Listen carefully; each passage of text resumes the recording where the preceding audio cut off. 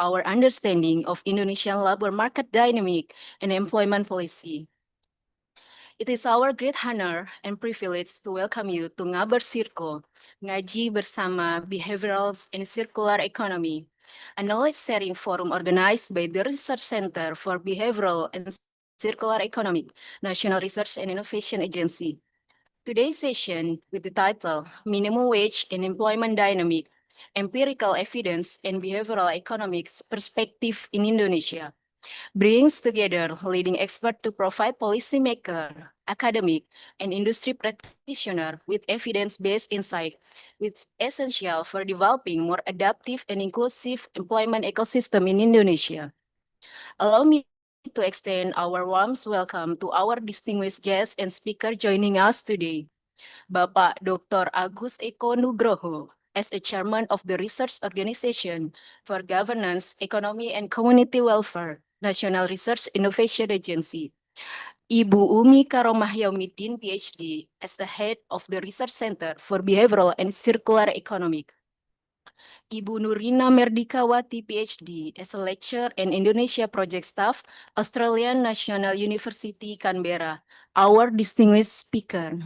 Bapak Profesor Dr. Sik Sumedi, as a principal researcher at the Research Center for Behavioral and Circular Economy, our second esteemed speaker. And Ibu Dr. Hertria Maharani Putri, as a researcher at the Research Center for Behavioral and Circular Economy, as our moderator. We also extend our sincere appreciation to all researchers, academic, practitioners, and online participants joining us today. Your presence enriched this forum greatly. Ladies and gentlemen, as a mark of our national pride and unity, we shall begin this event by singing the national anthem of the Republic of Indonesia, Indonesia Raya. I kindly request all participants, both present in the room and joining online, to please rise.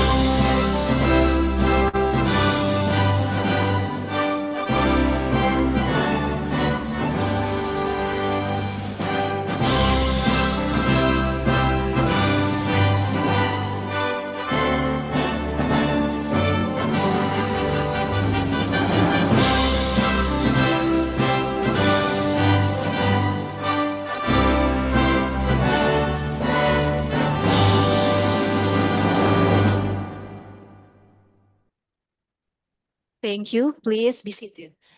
With the spirit of the national anthem resounding in our hearts, we are ready to begin this important session. Ladies and gentlemen, we shall now begin with the opening remark.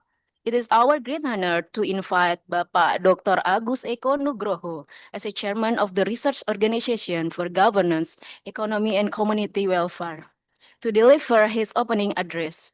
Bapak Dr. Agus, we warmly welcome you. The floor is yours. Thank you very much. Assalamualaikum warahmatullahi wabarakatuh. Salam sehat untuk kita semua. It is a great pleasure to be here and giving the opening remark for the very important discussion. dealing with the minimum wage and employment dynamics, empirical evidence, and behavioral economic perspective in Indonesia. I think this is a very important issues, as we know that the minimum wage policy has been a long major policy on the labor market in Indonesia. This is a controversial. Some maybe agree, especially from the government perspective, that minimum wage policy is critical, especially dealing with the abundant supply of the labor that may improve the welfare for the laborer. However, some may suggest that this policy have been a major issue for issue on inflexible labor market. However, if we look at more detail, I think the wage discrepancy cross region may associate largely to the low regional productivity, as well as disparity across sector may have associate strongly with the sectoral productivity. This kind of issue, of course, that the major policy, this policy will affect the labor market, especially in the direct intervention, may link to the employment rigidity and so on.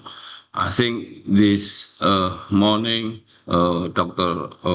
Professor Siksumedi and also our special guest, Ibu Nurina Merdikawati, PhD from the Australian National University, will provide a new insight on the issue on the minimum wage policy and employment dynamics.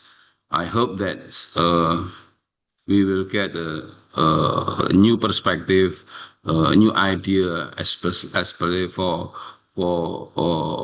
future research on dealing with this issue.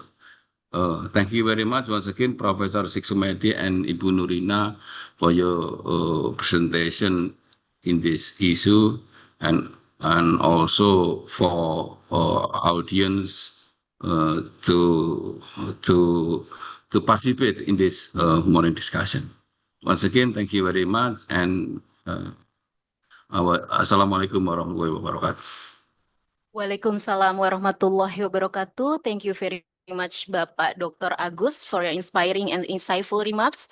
Your words have set an excellent foundation for today's important discussion.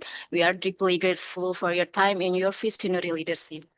Ladies and gentlemen, to ensure our session today runs in a structured and enriching manner, allow me to introduce our moderator who will facilitate the presentation and discussion session, Ibu Dr. Hertria Maharani Putri.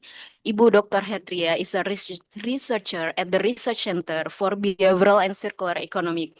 She holds a master's degree from Universitas Gadjah Mada, where she studied under the Faculty of Business Administration and has further strengthened her academic foundation with a doctoral degree from Institut Teknologi Bandung, Faculty of Regional and Rural Development. With her extensive expertise in behavioral economic, regional development, and empirical research methodology, Ibu Dr. Hertria brings both intellectual rigor and dynamic facilitation skill to today's forum. We are honored to have her lead today's discussion. Ibu Dr. Hertria, we warmly invite you to take moderator seat. The session is now yours to lead. Bismillahirrahmanirrahim. Thank you, MC. Assalamualaikum warahmatullahi wabarakatuh. Good morning, everyone. Distinguished Chamber of Research Organization for Governance, Economy, and Public Welfare, Dr. Agus Eko Nugroho. Distinguished Head of Research Center for Behavioral and Circular Economics, Ibu Umi Karomah Yomidin, PhD. Good morning, Ibu. And respected speakers, Professor Dr. Siksumedi from Research Center for Behavioral and Circular Economics. Good morning, Professor. and Miss Nurina Merdikawati, PhD from Australian National University. Welcome to Jakarta. And then all the participants, including policymaker, academics that joining us today, both on site and online. My name Hertria Maharani Putri, and I have the pleasure of serving you as your moderator for today's discussions. And on behalf of the organizing committee, I would like to welcome you to Ngabers Circo 10 editions with the theme Minimum Wages and Employment Dynamics, Empirical Evidence and Behavioral Economics Perspective in Indonesia. And I think Dr. Agus Eko Nugroho have just said that this is a particularly perfect time and important topics. Discussions on the minimum wage and the employment and then public policy have become increasingly prominent in Indonesia, and especially as we face ongoing economic challenge and the need to balancing worker welfare, also the business sustainability, and also the economic growth. And ladies and gentlemen, minimum wage, it's not only about the numbers or the salary, but it's about people life. It's about job opportunity. It's about business survival also. And of course, the economic growth. And before we begin, let me briefly explain today's sessions. Each speaker will approximately have 40 minutes for the presentations. And after both presentations, we agreed to have a Q&A discussions. So the participant could raise your hand or just write in the chat box and tell the name and where you come from. And without further ado, let us begin this insightful session together. Let me invite the first distinguished speaker, Ibu Nurina Merdikawati, PhD. She's from Australian National University as a lecturer at the Indonesia Project and a research fellow at the Global Institute for Women and Leaderships. And she earned her PhD in economics from NU and has worked with international research institutions such as GPAL Southeast Asia. And her expertise lies in labor economics, applied microeconomics, development economics, gender, and political economics. So without further ado, Ibu Nurina, the floor is yours. Thank you so much, Ibu Hertria. So am I audible? So it's all good, I can start. Okay, let me just set things in terms of my slides and everything. Yeah.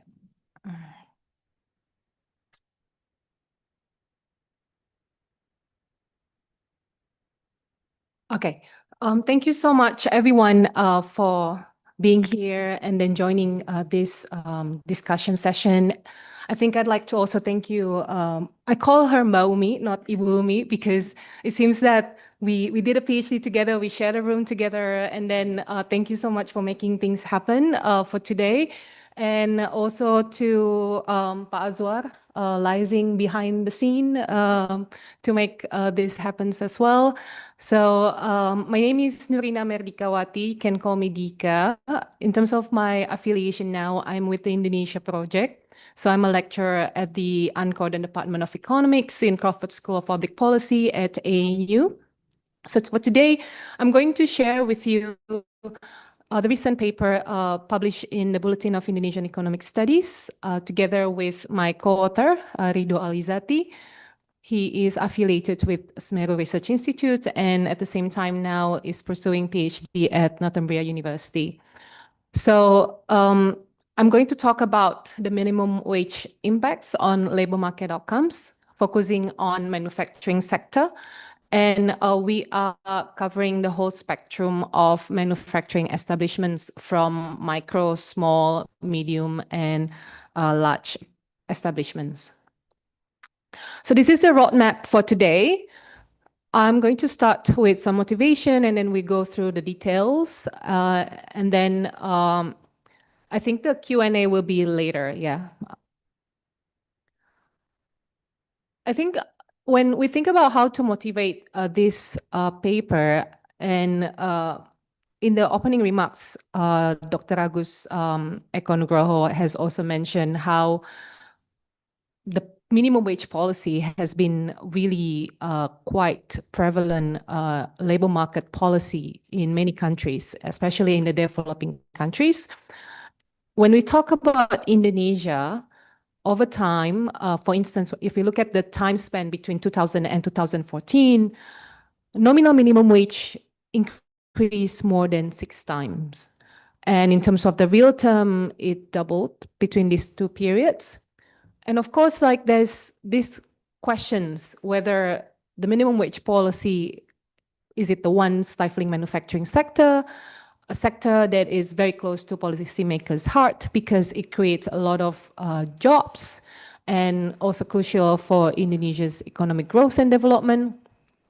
And it has also been the focus of policy debates ever since when we went back to 1990s, when there was a big anti-sweatshop campaign, especially among the firms producing textile, footwear, and apparel. And the policy question in terms of the minimum wage, of course, the initial goal is to what extent it really helps to boost the wage for the low-wage workers. But then on the other side, the question is, what will be the effect on the employment? Will it eventually lead to fewer jobs? And this paper, basically, we asked, what is the empirical evidence for Indonesia? And then we think that when we started this project, the answer is not that obvious. In the usual textbook prediction, in terms of perfect competition, when there is a minimum wage, you have the wage floor, and then you just like think about supply and demand, and then the expected outcome from this just theoretical framework will be the job losses. But then it can be quite different in the context of Indonesia, where there is a dual economy, whereby there's a formal sector and there's an informal sector. Most of the time, when we talk about minimum wage regulation or any kind of government regulation, it only reaches the formal sector, while a big chunk of our economy is actually informal. It's about 60% in the case of Indonesia. And with this situation, what will be the effect of minimum wage? It may not be that straightforward. So that's the first thing. And then the second, I think one that we will focus more is to what extent the size of the establishments really matter. And then in here, we talking about the manufacturing sector, because the same minimum wage policy, it may be binding for large factory. Think about it like a Nike factory. But then to what extent it will be relevant for a 2-person workshop for Bengkel, let's say. And I think when we look at the literature, most of the prior studies, they look at the periods in the 1990s, not as recent as the coverage in our paper. And then they tend to look at the larger establishments, the one employing 20 workers and above, up to like thousands. But then I don't think that they've also looked at the impact in micro and small establishment. And what this paper does, we are looking into the effects of minimum wage increases, the district minimum wage increases on labor market outcomes across manufacturing establishments of different sizes in Indonesia. And in terms of the setting, the coverage of our paper, we are focusing on the manufacturing establishments in Java with the period between 2000 and 2014. And we cover micro, small, medium, and large establishments. And I'm going to talk later in more details about the identification strategy, because what we do in this paper, we really want to establish a causal effect, not correlation. And later on, as we go through the outcomes, we also try to make it more granular by disaggregating the effect on the production workers, those who are pretty much involved in the production of, let's say, the shoes or like the cars and then etc. And then versus non-production workers. Think about it as someone at the director level, managerial level, but then non-production workers may also involve other ancillary kind of workers, for instance, those working at the canteen or like janitors, for instance. And in terms of the preview of the findings, we find that the wage increase, the boost on the wages only for production workers in medium and large establishments. So in terms of the magnitude, it's a 20% increase when the real minimum wage doubles. And we don't see any employment effects at any establishment size for any worker group. And there's no effects for micro or small establishments because we think that they sit outside the policy's reach. And this is what we think in terms of our contribution. I've mentioned it before that our paper covers not only the medium and large, but also looking into the micro and small size establishments using a different data set. And our paper, we cover from 2000 to 2014 when there was a variation of the minimum wage at the district level, richer variation. And we also try to be careful in terms of thinking the identification strategy. How can we argue for a causal effect of minimum wage? And why, if we use the standard two-way fixed effect methods, it can lead to totally different results. And then when we also look at the outcomes, we try to make it granular and then include some gender disaggregated employment estimates. So maybe some background about how minimum wage are set in Indonesia. I think most of you probably are already familiar with this. So before 2001, the variation was mostly at the provincial level. But then after the decentralization in 2001, it's much richer at the district level, and then minimum wage can be set at the district level. So you have the district wage council, the tripartite groups consisting of the government representatives, unions, and then businesses, and then they will come together, negotiate with one another to propose a figure, and then this will be brought up to the district head, and then the district head then will provide the recommendation to the governor. And the governor at the end will issue a decree stipulating the minimum wage for the next year. And then usually this will be issued in November or December, and then it will be effective in the 1st of January the following year. So when we look at the regulations, the minimum wage by the regulations, a couple of regulations mention that it should be determined based on taking into account various aspects, including the workers' living needs, inflation, firm capacity, and local economic conditions. So when the minimum wage is set these ways, so it's tied to the local economic conditions. This is not something that is like randomly sort of like set. So as a result, if we just look at the impact of minimum wage on the labor market outcomes, then probably what we can uncover is not really a causation, it's just a correlation. Because there will be a lot of confounders, a lot of things happening at the same time, changes in the local economic conditions. So when we see the change in the labor market outcomes, then possibly it's not because of the minimum wage, it's because of other factors. So that's why we have to be very careful when we think about what we call in economics as identification strategy. So this is just a couple of figures in terms of the trend of minimum wage from 2000 to 2014. I think what we did, we take the average of the provincial minimum wage across provinces in Java, and we set 2000, the year 2000 as the base period, and then you can see how it increased over time. It grew more than doubled in real term, and then grew almost like 6 times when we compare the period between 2000 to 2014. And I think the question when we have this trend, how will it affect the wages of the workers and how will it affect the employment? And on this slide, it shows you in terms of how there's a variation across districts. And I think it's more telling if I show you the figures, the maps of Java island. And in here, you can see how there's a variation across districts in Java, and the darker telling us that the minimum wage is higher. And then even in the same province, two districts in the same province can have a totally different minimum wage, district minimum wage. So what we see on the screen is the difference between Majalengka in West Java and Karawang in West Java.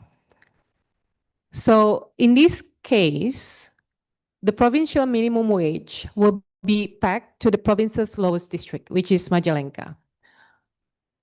And then what we want to argue here is just that the binding floor is actually the district minimum wage, not the provincial minimum wage, especially for the case of manufacturing sector, especially when we talk about the medium and large size manufacturing establishments.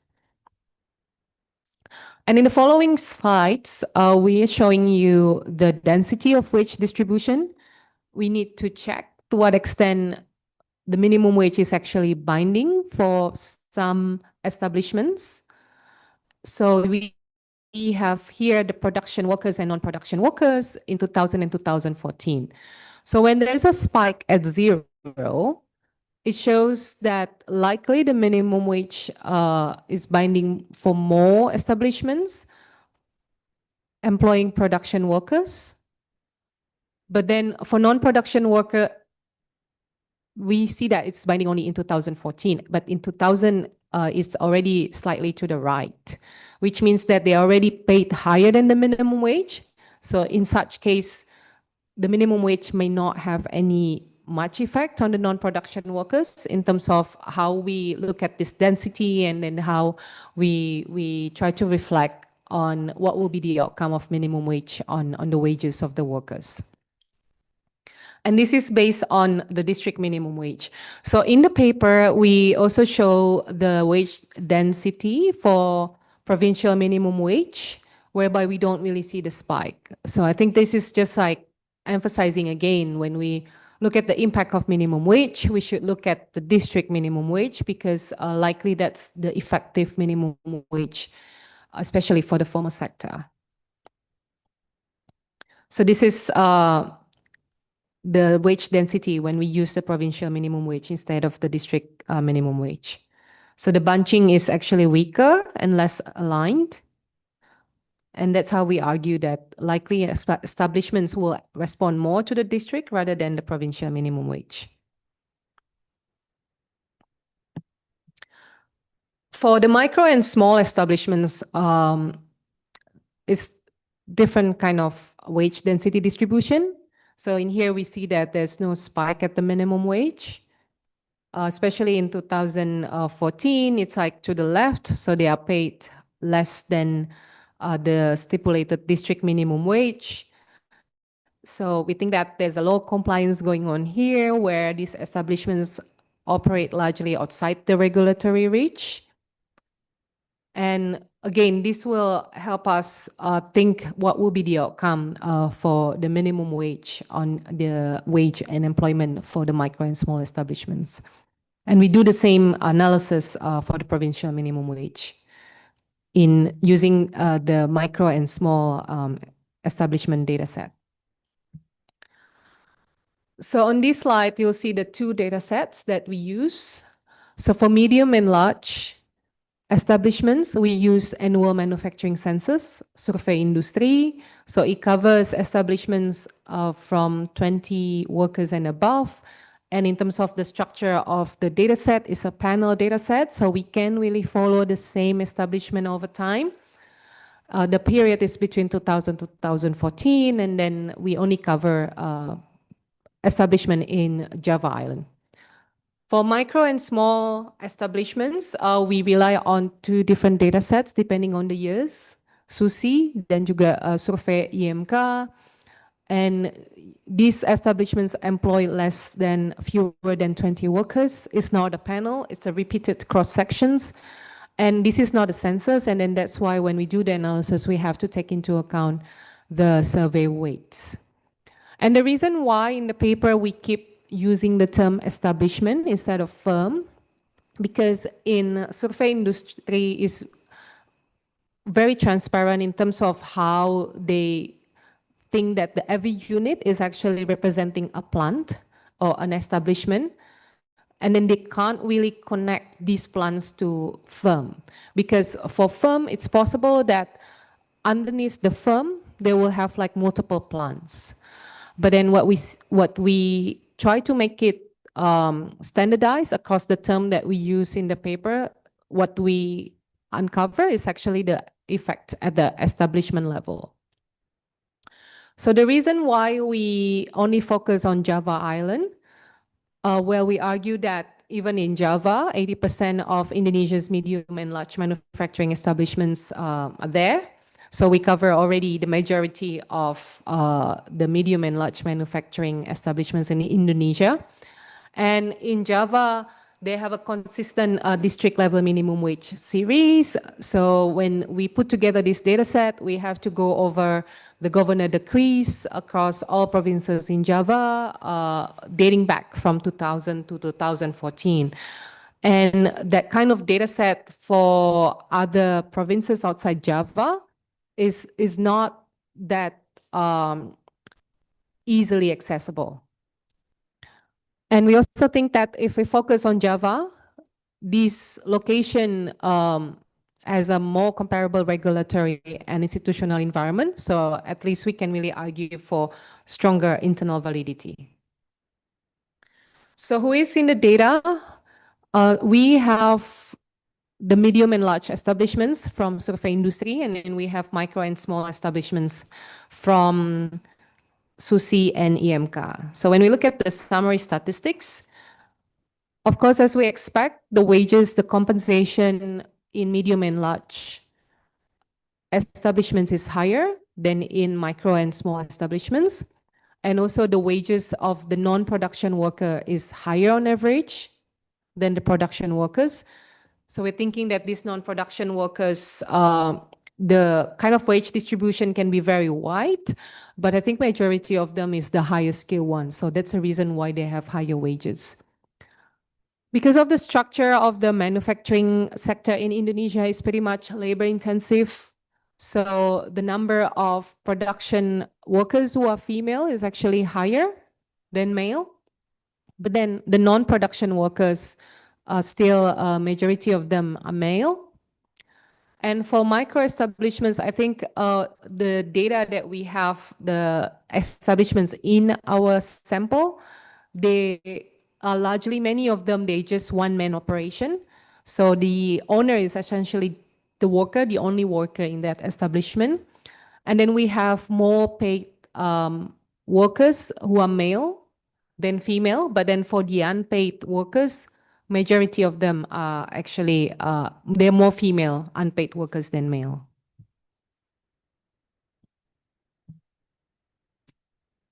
And this is thinking about the identification strategy. How can we be sure that what we analyze can really be the causal effect of the minimum wage?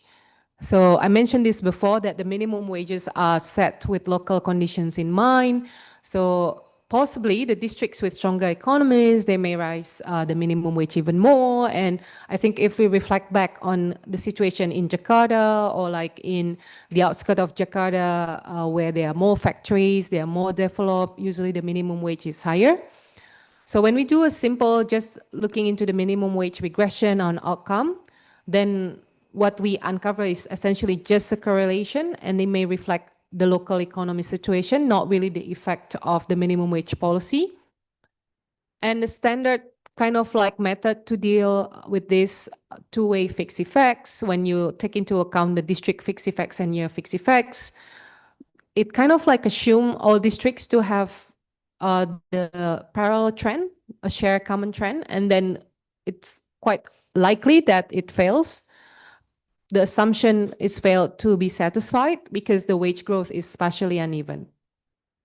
So the solution, the way how we try to address this issue, we use district per year fixed effect. So essentially what we do, we only compare within neighboring or contiguous districts.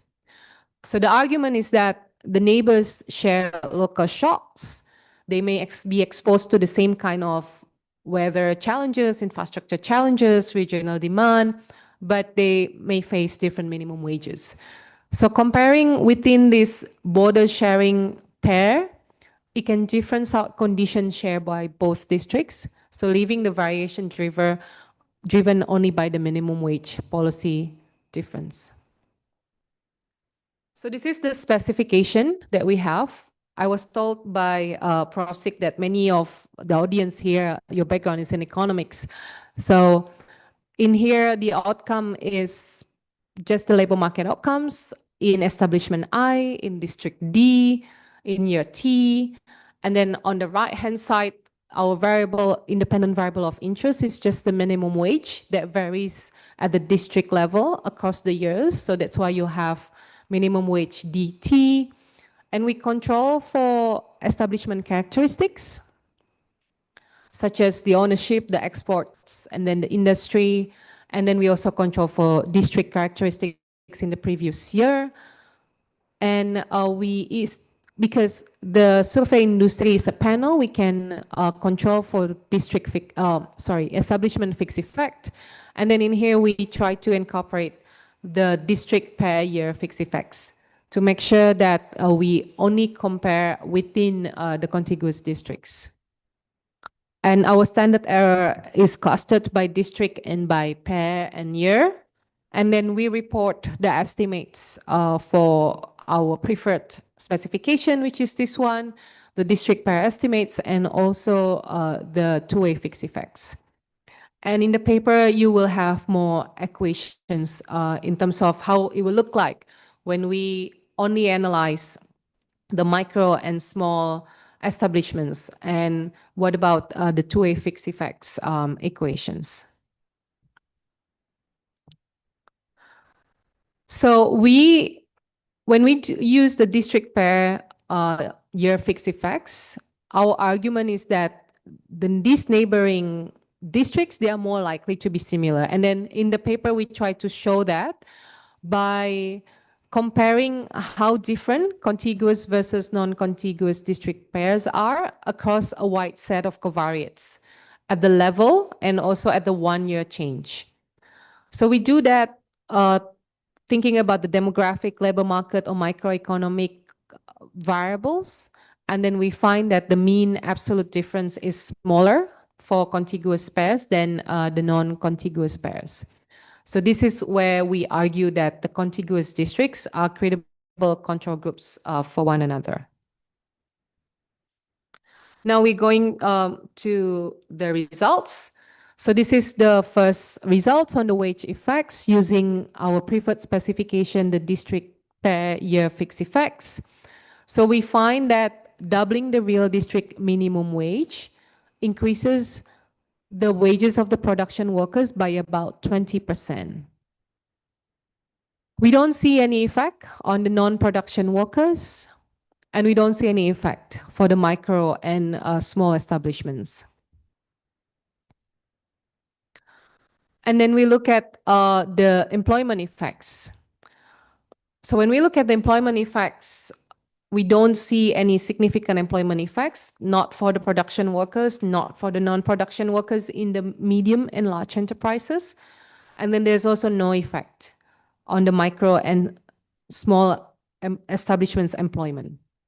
So the bottom line is that despite the real minimum wage more than doubled, we don't find any evidence that it reduced manufacturing employment. So we can see the table, the results in the table here, and it's also in the paper. So all of the estimates are pretty much small, and they are not statistically significant. And in here, I just want to spend some time looking at the difference in the outcomes when we use our preferred specification district per year fixed effects versus the two-way fixed effects. So what I just show you is the district per year fixed effects, where we find positive wage effects for production workers, no employment effects. And this is a situation where we compare only the neighboring contiguous districts. But then the results that we find when we use two-way fixed effects, it's different. It shows a negative wage for production workers. The employment effect is actually a reduction for female production workers. And this is a situation where we assume that all districts will have parallel trend. The assumption that is likely to be violated because we see how every districts, they have like spatial wage growth that look very different from one another. So it's very unlikely that they have the parallel trend. And in the paper, we also show how the sign can really flip when we change the sample coverage, especially when we look at the estimates for production worker wages. And this is even more so when we cover the 2013 hikes. So I don't know whether you remember back in 2012, Jokowi was the governor of Jakarta, and he increased the minimum wage in Jakarta by more than 40%. And there was the case for Jakarta, and other districts also followed the same kind of increase in terms of the magnitude, especially when we talk about the outskirts of Jakarta, like Karawang, for instance, but also other districts far away from Jakarta, but they are more likely part of that industrial kind of sites. Think about it like in East Java or some industrial sites in Central Java, although the increment is not as high as Jakarta. So in the paper, in the appendix, we show how we find these sign flips. So that's why we have to be very careful in choosing the method to evaluate the minimum wage in the case of Indonesia for this reason.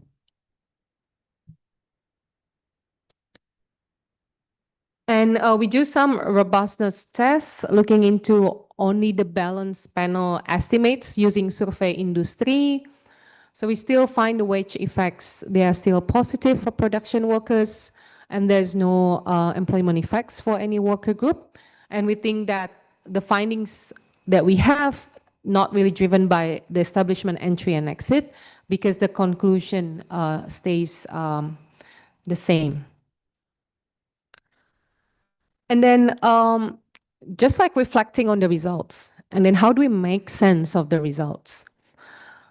So far, what we've shared with you, we see that there's a wage gain without job losses for production workers in Indonesia. And then we compare the results, the estimates that we find with prior studies using survey industry as well. And then largely, I think we argue it's quite consistent. Our paper doesn't really push further in terms of finding the mechanism. There's another paper that does that by Kim and Samaniego. And what they find is that with the minimum wage, this policy actually narrows the gap between workers' productivity and their pay. So the whole story behind their paper is that the establishments actually pay below marginal product, and it is the minimum wage that pushes the wages towards that marginal product without really pricing workers out. And the adjustment with the increase in the minimum wage doesn't take place by reducing the employment, but through non-compliance. So their paper find that with the minimum wage increase, it actually increases the chance for that establishment to pay the wage below the minimum, especially for the medium-sized establishments. And then when we don't see any effect for non-production workers, we think that the explanation is because their pay already sits well above the minimum wage, is already above the minimum wage. So the minimum wage doesn't really change their wage at all. And then when we see there's no change for micro and small establishments, we think that is because they are outside the regulatory radar, and then no one actually checks whether they pay the minimum wage, for instance, there's a very low compliance. And then only the recent Undang-Undang Cipta Kerja really explicitly on the regulation that the minimum wage is exempted for these micro and small enterprises. So we have this one page on how the study fits into the literature. So in the paper, in the appendix, we put a big table comparing our results with the prior studies using and focusing on the manufacturing sector only. So our positive production wage effect aligns with the prior study, and then also with the no employment result. And then, of course, one of the new thing that we do here is that we try to look at the impact on the micro and small establishment using establishment level data, where we don't find any effect. And then even when we further disaggregated the finding by gender, we don't see any effects. So these are like the key takeaways from our paper, that the wage increase for production workers in medium and large establishments. So the policy work for them. The magnitude is a 20% increase in real wages when the real minimum wage doubles. And we don't find any job losses anywhere. No evidence that the minimum wage actually held back manufacturing employment. And the micro and small establishments, they are largely untouched. And then we also show in the paper that the method really matters, and then how, if you use the standard two-way fixed effects, it can give the wrong sign.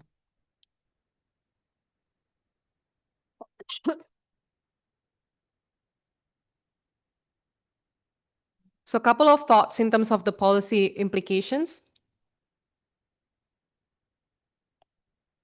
So in the case of Indonesia, during this period, the minimum wage increased, they raised the pay for medium and large size manufacturing workers, but without costing any jobs. So the trade-off feared by many people did not really materialize here in this context. But then because in the context of Indonesia, we have a large informal sector, and the micro and small establishments workers do not benefit for any kind of minimum wage increase. And then looking ahead, I think it's interesting to look at how these effects will change under the new minimum wage regime. After 2015, the minimum wage is sort of like tied to annual increments based on GDP and also inflation. And I think it would be great to also look at the minimum wage effects, how they may differ across establishment characteristics. For instance, looking at the difference between the labor-intensive versus non-labor-intensive, the exporting versus the non-exporting kind of establishments. I think that would be all for my presentation.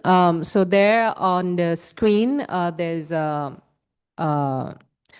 you can scan it to download the paper. It's open access, and then you can read it for further details. So thank you. Okay, thank you, Ms. Dika. Can you give big applause for Ms. Dika? Sorry, I forgot to mention before that Ms. Dika get PhD in economics in Australian National University, and for master in Lee Kuan Yew School of Public Policy and bachelor in Nanyang Technological University. Bu Umi, please do invite Ms. Dika later because we want to listen hear her story in accomplishing such achievement.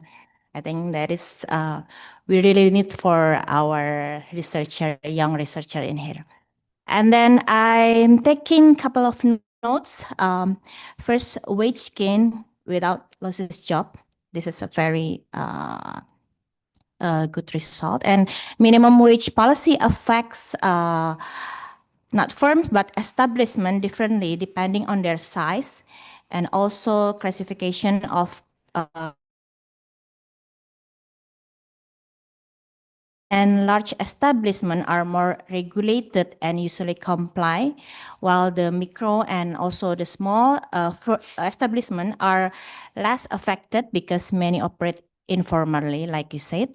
And the interesting one is You also propose a more robust approach by comparing only neighboring district to better isolate the effect of minimum wage policy, but we can discuss it later after the second speakers, Professor Sik Sumaidi is a professor of research and principal researcher at Research Center for Behavioral and Circular Economics. Yes, I have my eyes wide open when I look at your curriculum vitae. Such a very young professor and have so many publications. And throughout his career, he has published widely in international journals, contributed to numerous books, and actively participated in global conference. And without further ado, please, Pak Sik, to get your floor. Thank you.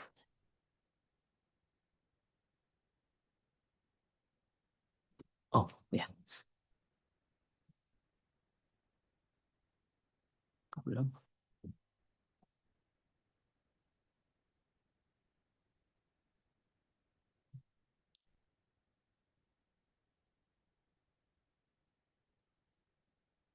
Oke.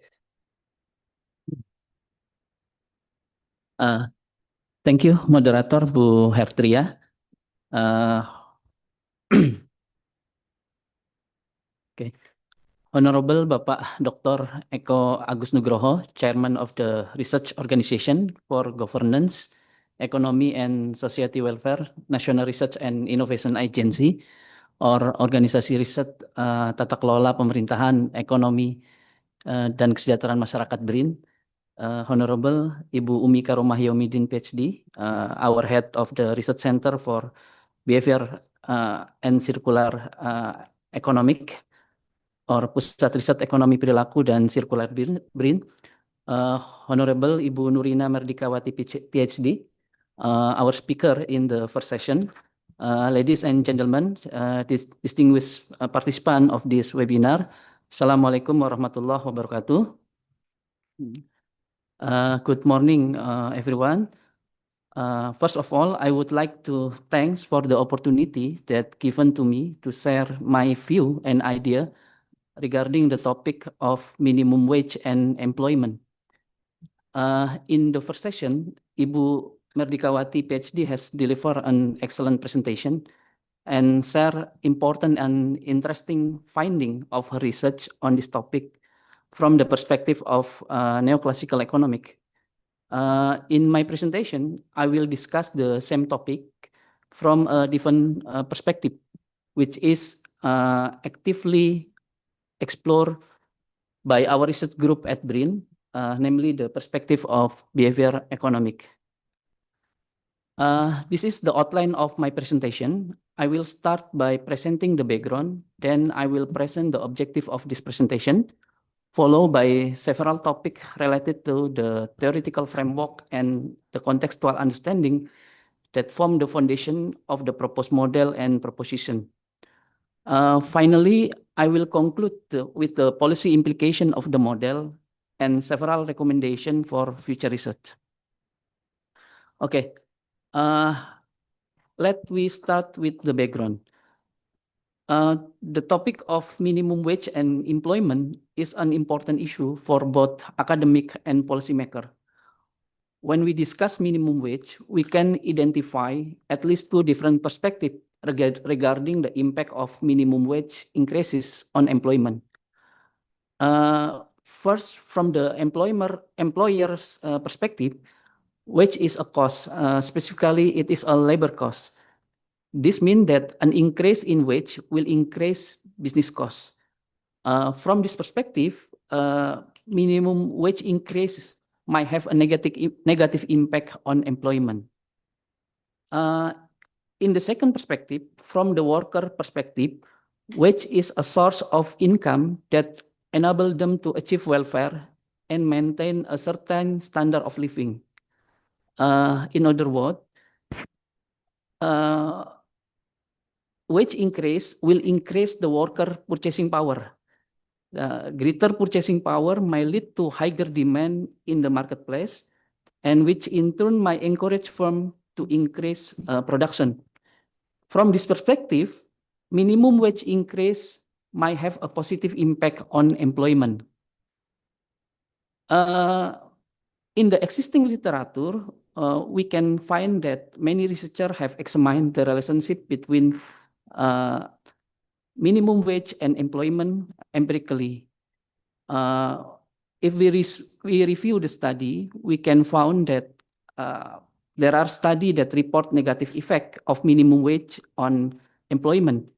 But we also can find studies that find no significant effect, such as found by the study of Ibu Merdikawati.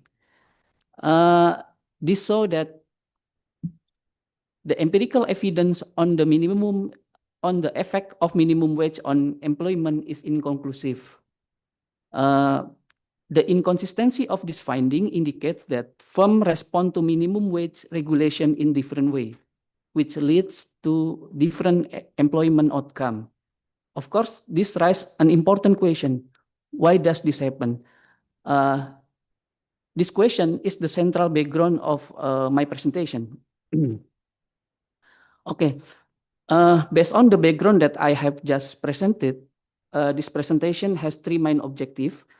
First, this presentation aims to propose a conceptual model that can be used to explain the relationship among minimum wage and employment from behavior economic perspective. Second, based on the proposed conceptual model, this presentation tries to identify several policy implications that might be relevant for the Indonesian government in designing and implementing minimum wage policy. And third, I would like to propose several research agenda that might help advance our understanding of the relationship between minimum wage and employment from a behavior economic perspective. Okay, now we move to the explanation of behavior economic. Basically, behavior economic is a perspective that complements and in some cases challenge the perspective that has traditionally dominated economic, which is neoclassical economic. If we go to the literature, there are various definitions of behavior economic. However, we can identify three characteristics of behavior economic. First, behavior economic is concerned with the understanding of economic behavior and its consequences. Second, behavior economic focus on the human being behind economic phenomena. It aims to explain economic outcome by paying attention to the characteristic, motivation, and limitation of the individual involved in the economic activity. Third, because of its focus on human behavior, behavior economic apply insight from laboratory experiment, psychology, and other social science for solving economic problems. There are several important assumptions that distinguish behavior economic from neoclassical economic. You can see on the slide. There are at least 5 basic assumption differences between neoclassical economic and behavior economic. Briefly, we can state that behavior economic shift the focus from the idea of economic actor as homo economicus to the idea of economic actor as real human being. Homo economicus is individual who are perfectly rational, primarily motivated by economic value, and capable of obtaining and processing complete information. Since behavior economic view economic actor as real human being, behavior economic incorporated factor representing bounded reality, bias, and other form of non-rational behavior into economic model. This is the role of wage for a company by using behavior economic. For human resource management necessity, wage can function as a signal that employee process truth heuristic, which might be interpreted as an indicator of the value of work in the company, fairness, and even self-image. Employee may use wage level as a simple cue to assess how much the organization value and respect them. Wage can also serve a form of reinforcement for desirable performance. Employees who receive fair and appropriate compensation might perceive a stronger connection between their contribution and the reward they receive. In the relationship between employers and employee, there is a well-known expression: if you buy peanuts, you get monkey. Although informal, this phrase captures an important idea, which can act as a signal that communicates how a company views its employee. Higher wage might signal that employees are value asset rather than a cost of production. For marketing management necessity, wage might serve as a signal that stakeholders use as a heuristic cue when evaluating a company. Fair wage might signal that a company is a responsible organization that care about employee welfare, social responsibility, and ethical business practice. This is particularly relevant because marketing scholars often emphasize the idea that you are what you eat. Consumers increasingly wish to associate themselves with product and company that reflect their value and ethical standard. As a result, stakeholders might be concerned not only with the quality of product, but also with how the product is produced and how workers are treated, which can therefore become an important signal of corporate responsibility. We have seen examples in which companies have faced consumer criticism or even boycott because they were perceived as paying workers below acceptable standard. This illustrates that wage can influence not only labor market outcome, but also stakeholder performance and stakeholder perception and market performance. Okay, this slide shows the key actor involved in wage and employment decision in a company. Internally, wage and employment are closely related to the human resource management function and business process. In large organizations with well established management system, wage and employment decision typically involve HR professional, compensation and benefit personnel, and top management such as human resource director or other senior executive. In contrast, in micro, small, and medium-sized enterprise, where ownership and management responsibility are often concentrated in the same individual, wage and employment decisions are usually made directly by the owner, who also serve as the top manager of the firm. For the purpose of this presentation, the proposed model was developed for the perspective of top management. Top management is the individual who have the authority to determine wage and employment policy within the organization. Okay, now I will present the theoretical framework that I used to develop the proposed model. To better understand human behavior, including human economic behavior, one of the most relevant theoretical perspective is the stimulus-organism response, or SOR theory. According to SOR theory, human behavior can be understood as a response to external stimuli that are processed through internal psychological mechanisms, which are represented by the organism variable. In SOR theory, variables are generally classified into three categories. The first category is the stimulus variable. Stimulus variable represent intervention or external factor that can trigger psychological process within an individual. These variables are observable and concrete in nature. In the context of today's discussion, minimum wage can be viewed as a stimulus. The second category is the organism. Organism variable represent the psychological process that occur after an individual receive a stimulus. Unlike stimulus variable, organism variable are latent and abstract. For example, it includes perceived sacrifice, perceived value, perceived benefit, perceived fairness, and other cognitive or emotional evaluation. The third category is the response variable. The response variable represent observable behavior that emerge after the psychological processing stage. In our context, response might include decision to reduce employment, maintain existing employment level, or absorb higher labor costs without reducing the workforce. Okay. In the organism stage, as I previously explained, individual translate the external stimuli into psychological evaluation that they consider relevant for making decision and responding to those stimuli. To explain this purpose, I propose the use of two types of theory. The first type help us understand what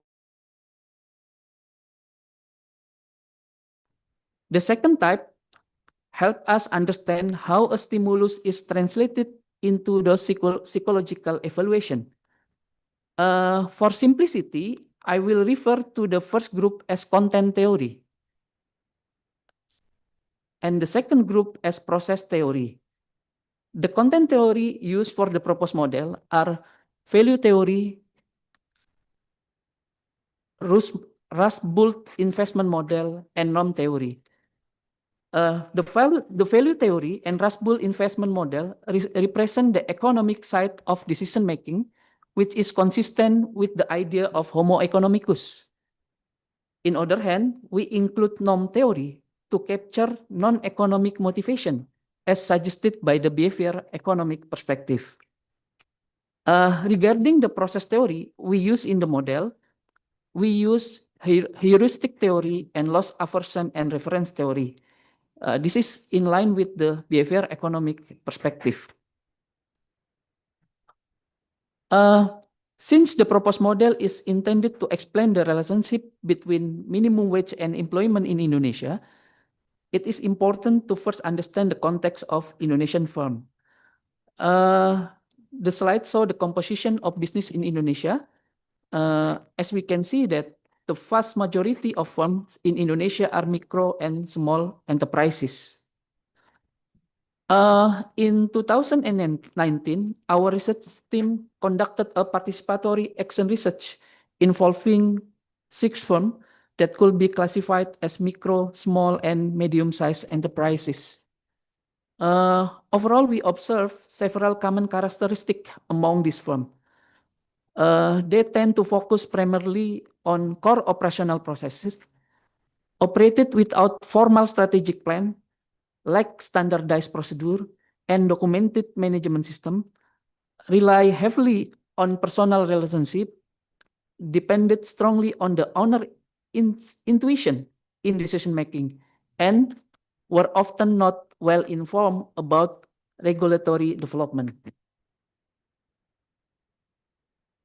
If we simplify the context of how wage and employment decisions are made within Indonesian firm, we can think of organization as falling along a spectrum of business process, as illustrated in this slide. At one end of the spectrum,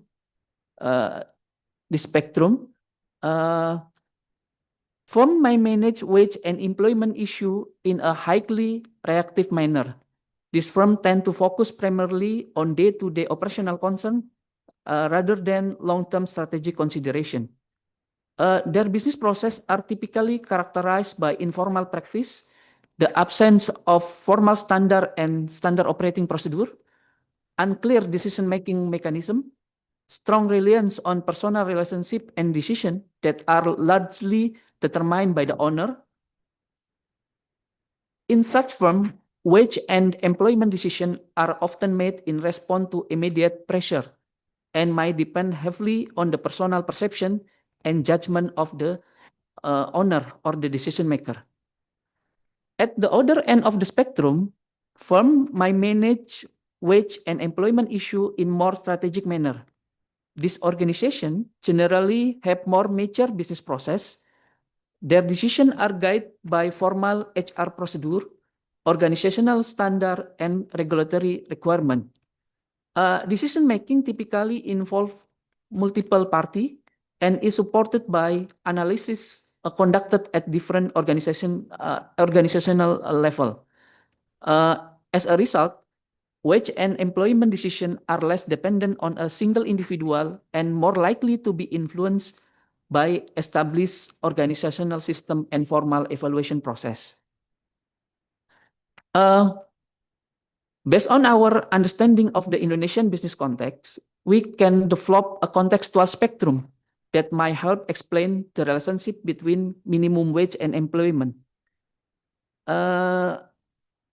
As illustrated in this slide, we propose a spectrum ranging from owner-centric companies to system-centric companies. These two types of organization differ in several important aspects. Drawing on the organizational characteristic proposed by Luhmann, they differ in terms of membership, hierarchies, rule, monitoring mechanism, and sanctioning system. At the owner-centric end of the spectrum, organizational processes are highly dependent on the owner. Decision-making authority is concentrated in a limited number of individuals. Organizational rules are often informal. Monitoring system might be less structured, and many decisions rely on personal judgment and experience. In contrast, system-centric company rely more heavily on formal organizational structure and institutional procedure. Decision-making is supported by established rule. There are standardized process, formal monitoring mechanism, and clearer accountability system. From a behavior economic perspective, this distinction is particularly important. The characteristic of owner-centric companies create a greater opportunity for decision-making to be influenced by heuristic, subjective perception, personal norm, and other psychological factors. In such organization, the interpretation of a minimum wage increase might depend heavily on how the owner perceive and evaluate the situation. In contrast, system-centric companies are more likely to process information through formal procedure, structure analysis, and collective decision-making mechanism. As a result, the influence of individual heuristic and bias might be reduced, although it is unlikely to disappear entirely. We argue that organizational context matter. The same minimum wage policy might be interpreted differently depending on whether a firm is predominantly owner-centric or system-centric. This might help explain why firms facing the same regulatory environment often produce different employment outcomes following changes in minimum wage policy. Okay. Based on the theoretical foundation and the understanding of the Indonesian business context that I have discussed previously, I propose the following conceptual model. In this model, minimum wage serves as the stimulus. The stimulus is received and processed by the firm top management who are responsible for wage and employment-related decisions. The first stage involves the organism process. In this stage, an increase in the minimum wage is interpreted and evaluated by the top management. More specifically, minimum wage might be perceived as a sacrifice associated with maintaining the existing workforce. However, this process does not occur automatically. Whether minimum wage are interpreted as a meaningful sacrifice depend on whether the stimulus exceed the decision maker threshold of attention and relevance. If the increase does not exceed this threshold, it might receive little attention and have limited influence on decision making. If it exceeds the threshold, it enters the psychological evaluation process and is interpreted as a potential sacrifice. The next question is how this sacrifice is evaluated.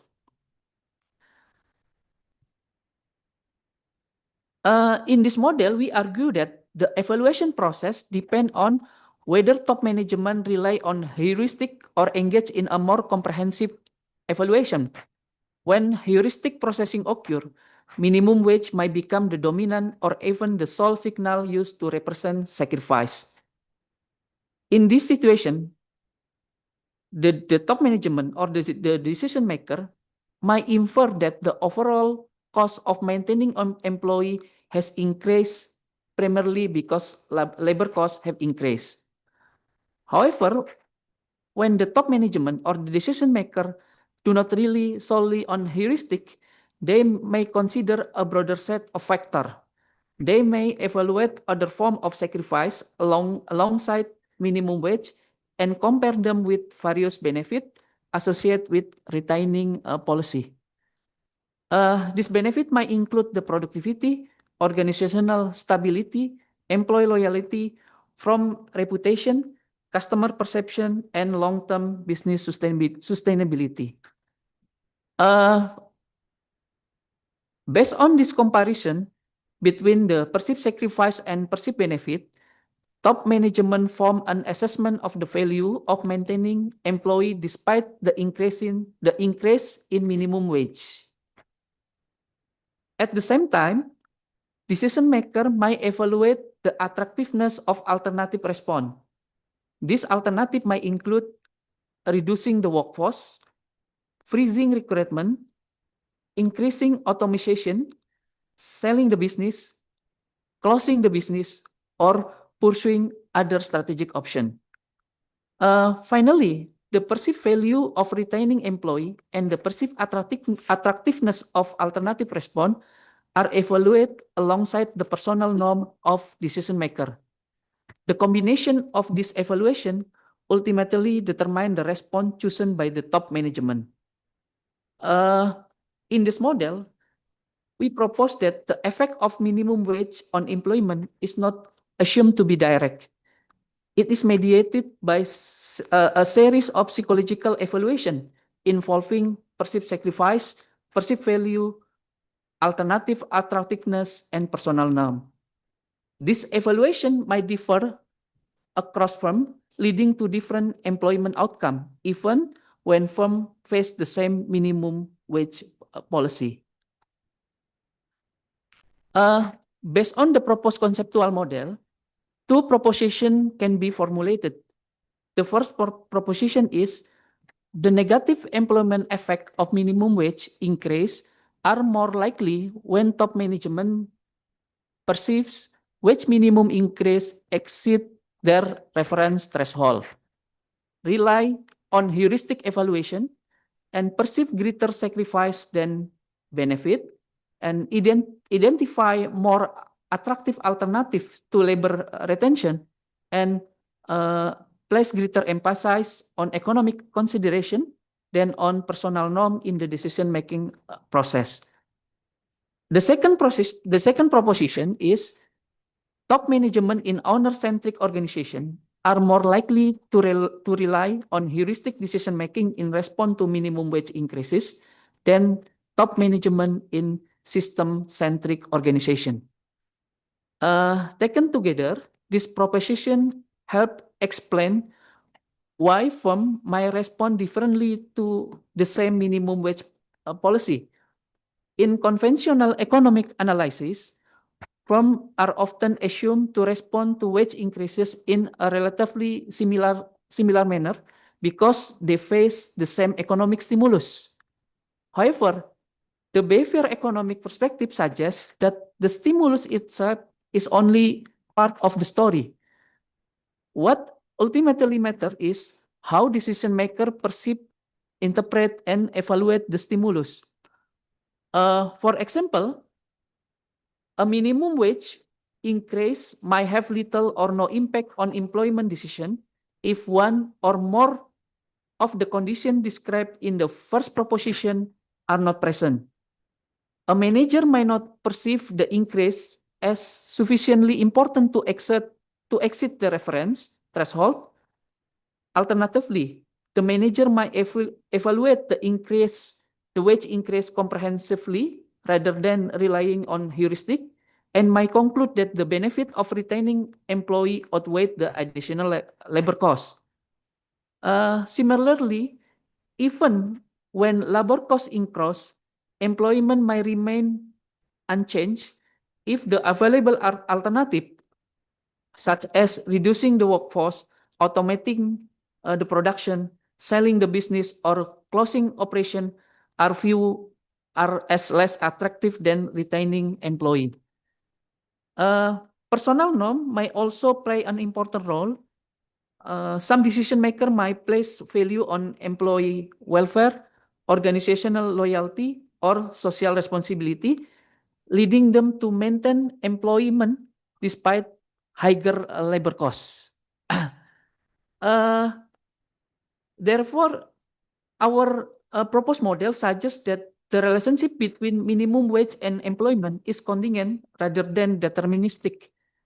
The same policy might produce different outcome because firms differ in how their decision maker process and respond to the policy.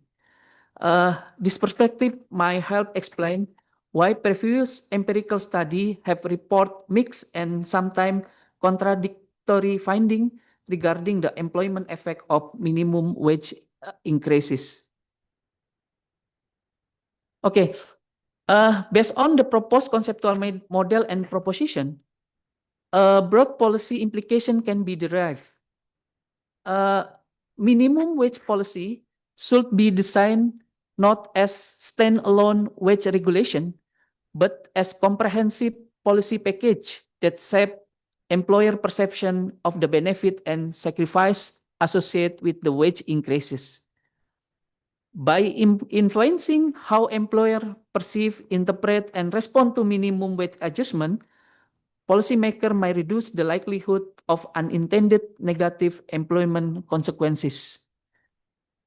More specifically, for Ministry of Economic Affairs, we recommend to design integrated policy package that combine minimum wage increase with complementary business support measures, such as tax incentive, productivity enhancement program, skill development initiative, regulatory simplification, and other effort to reduce administrative burden, informal costs, and regulatory inefficiency faced by the business. Second, we recommend to reduce heuristic decision-making among employers by improving access to the information, business advisory services, and evidence-based assessment of the potential impact of minimum wage increases. Third, maintain Indonesia attractiveness as a business location by strengthening productivity, infrastructure, regulatory quality, and investment competitiveness. Particular attention should be given to reducing corruption, unauthorized levy, and other informal business costs that increase operational uncertainty, costs, and reduce firm willingness to retain and expand employment. This effort might reduce the attractiveness of alternative to labor retention and support employment stability. Fourth, promote social responsibility and personal norm among employers through public campaign, recognition program, and stakeholder engagement initiative that emphasize the social value of employment retention. And finally, for the Minister of Economic Affairs, we recommend to encourage the transition from owner-centric organization toward more system-centric organization through managerial training, governance improvement, formalization of business process, and the adoption of standardized management system. For Ministry of Manpower, we recommend to first, a future minimum wage setting mechanism should move beyond evaluating economic indicators in isolation and instead adopt a more integrated approach that consider the cumulative balance between the perceived benefit and perceived sacrifice faced by the employer. Second, improve policy communication strategies to ensure that employees understand not only the cost of minimum wage increases, but also their potential benefit, including productivity improvement, employee retention, and enhanced workforce motivation. For BPS, Biro Pusat Statistik, we recommend to develop national data collection initiative that capture behavior and organizational factor influencing employer response to minimum wage policy, including perceived benefit, perceived sacrifice, reference threshold, personal norm, heuristic decision-making, and organizational characteristic. Second, generate longitudinal dataset that enable researcher and policymaker to examine how employer perception and enrollment and employment decision evolve following minimum wage adjustment. For future research, we need to perform several agenda. First, since our model was developed based on qualitative research, we need to empirically validate the proposed conceptual model in order to ensure the generalization of the finding and identify the relative importance of the underlying psychological mechanism in shaping employer response to minimum wage increases. Second, investigate how employers establish reference threshold when evaluating minimum wage increases. And third, examine the heuristic process involved in employers' decision-making.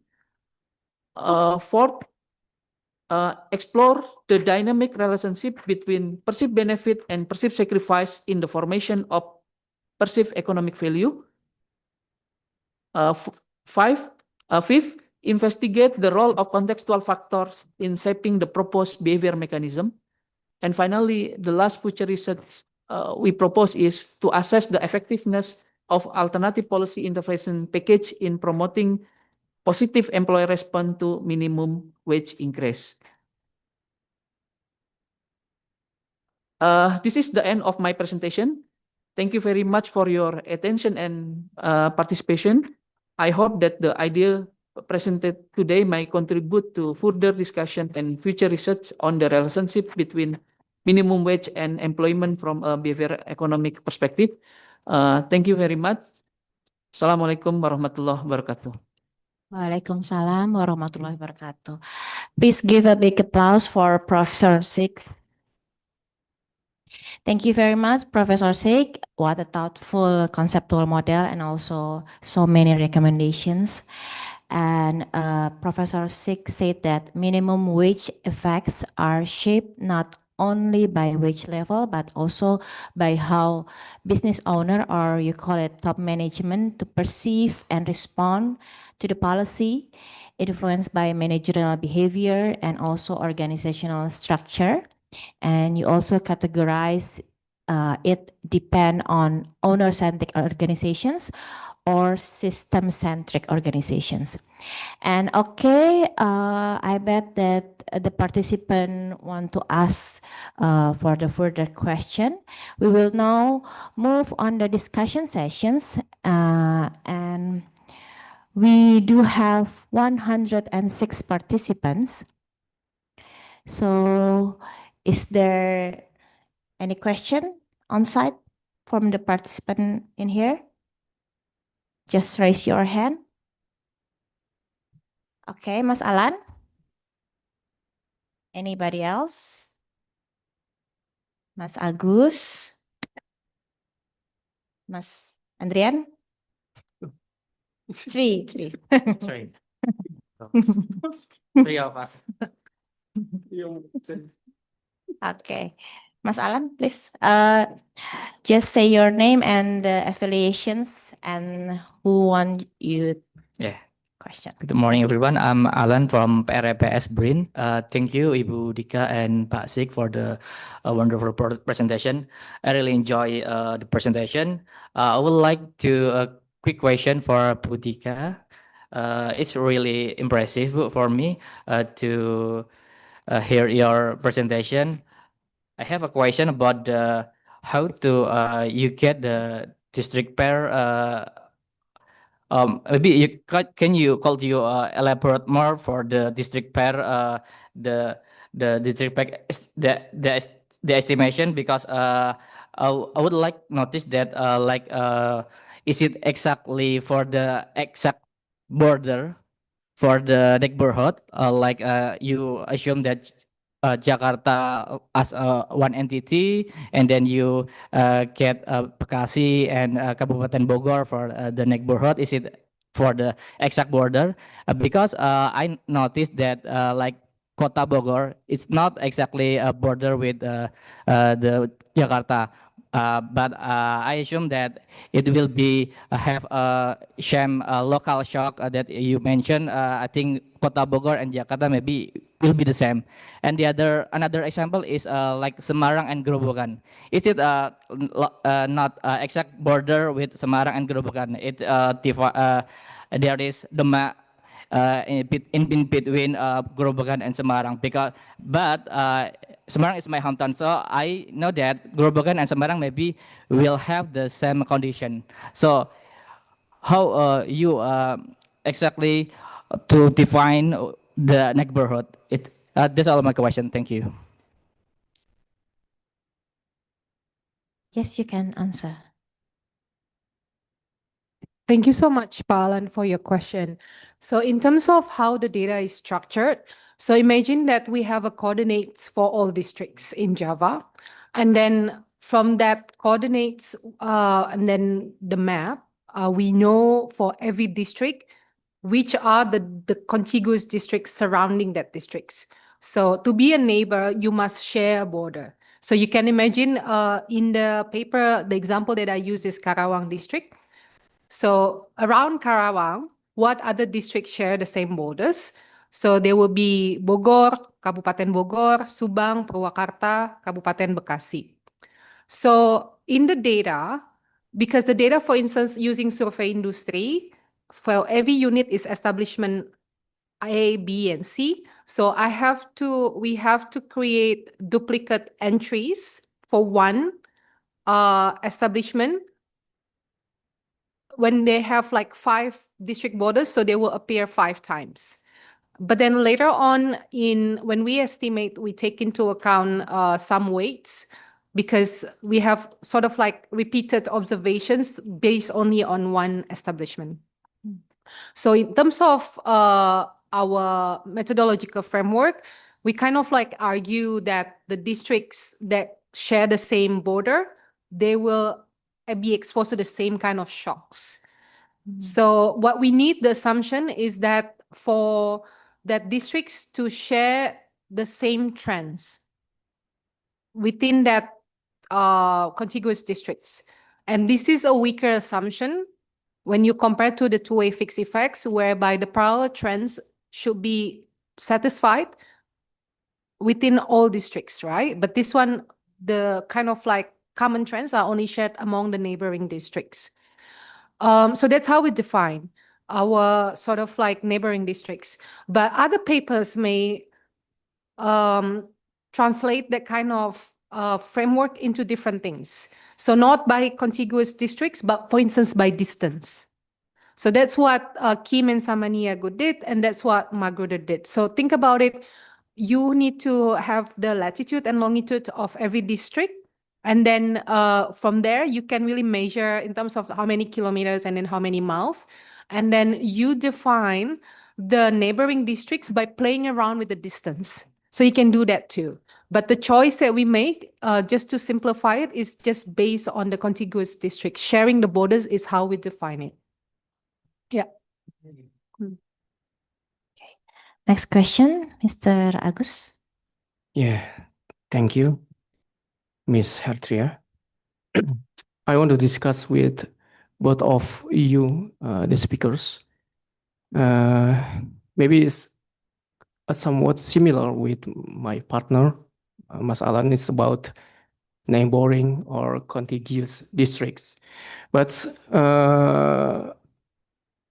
we want to see the phenomena about the manufacturer has been closed or shut down in Cikarang maybe, or Bekasi, in East Bekasi, or in Karawang. In such, the wage is increased, but the manufacturer is bankrupt, but not totally bankrupt. It's only moved to neighbor province. So the focus is in slide, your slide, Ms. Dika, in 14 maybe. I quite disagree about your solution, since we have the autonomous district mechanism is autonomous. How we compare or we ask another province to share local shocks, or a border sharing pair differences the conditions when the other neighbor have the challenge or have the chance to recruit the other manufacturer in the province.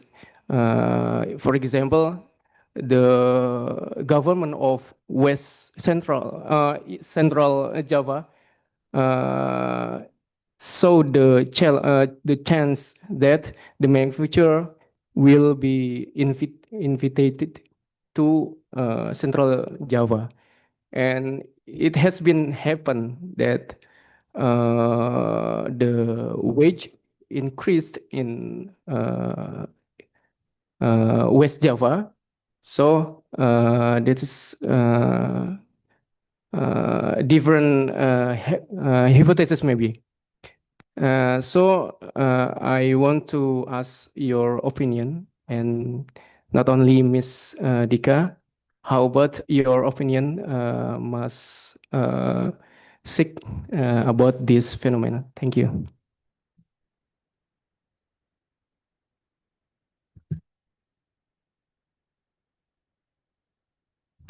Thank you so much, Pak Agus, for the question. So I think let me also say clarification statement about the data set. So the data set is survey industry.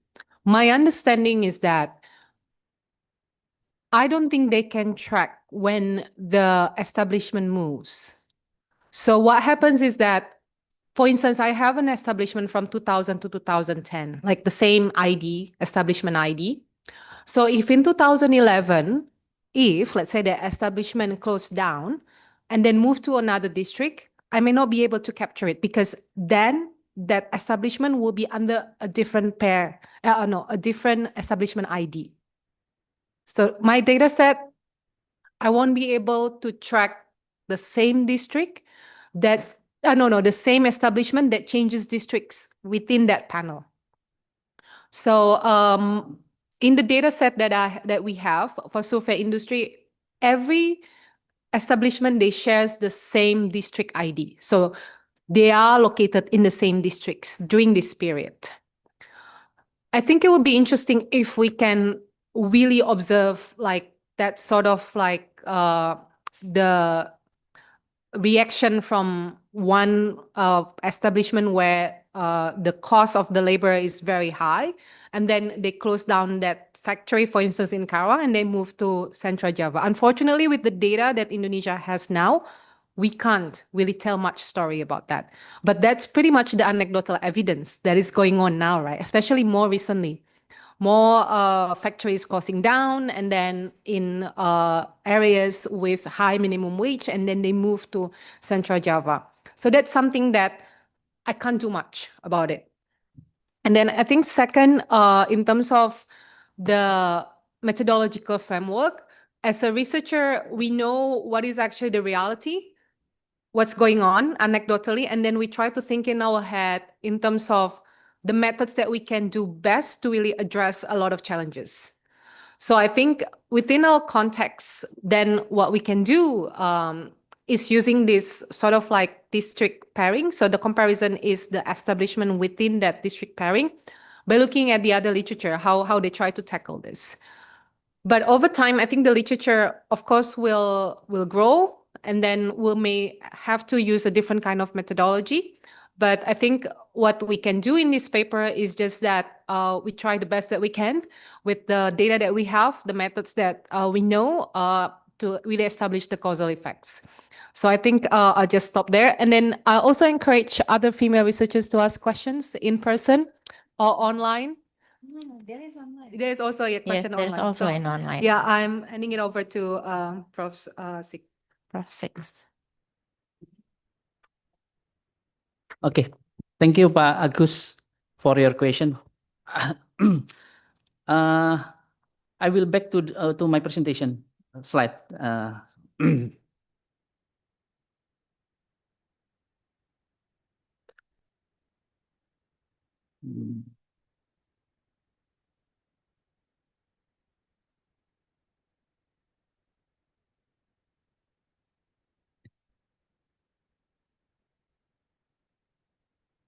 Okay, so your question is,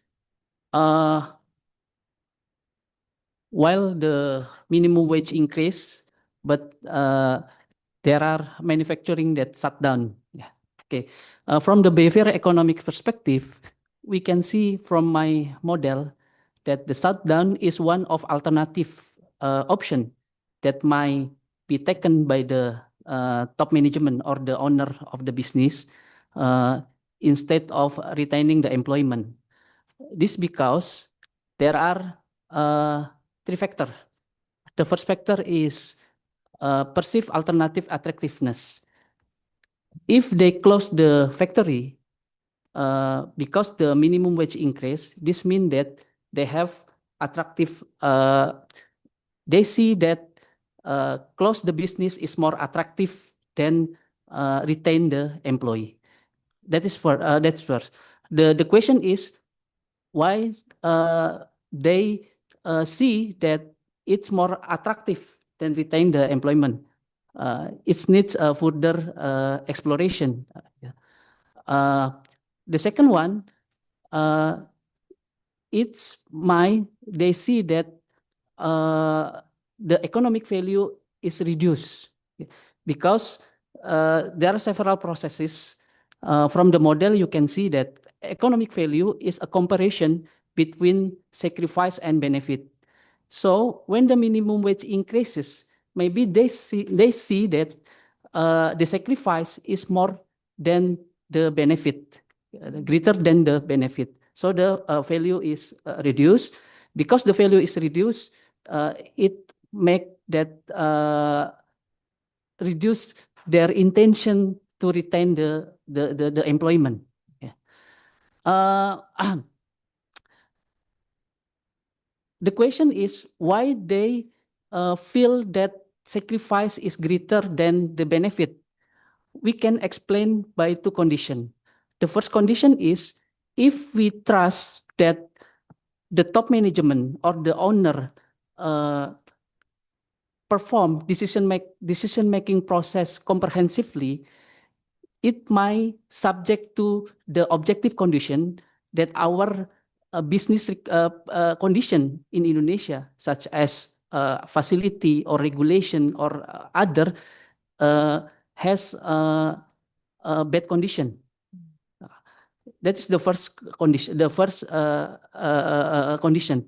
The second condition is if top management process the heuristic processing. If the top management process the heuristic processing, they will only see the minimum wage increases. So when they see that the minimum wage increase, the minimum wage increase double as Bu Dika say, they will see that oh, the sacrifice is more become greater, yeah, become greater, and it's they didn't see any benefit from retaining the labor. So this why when minimum wage increase, there are any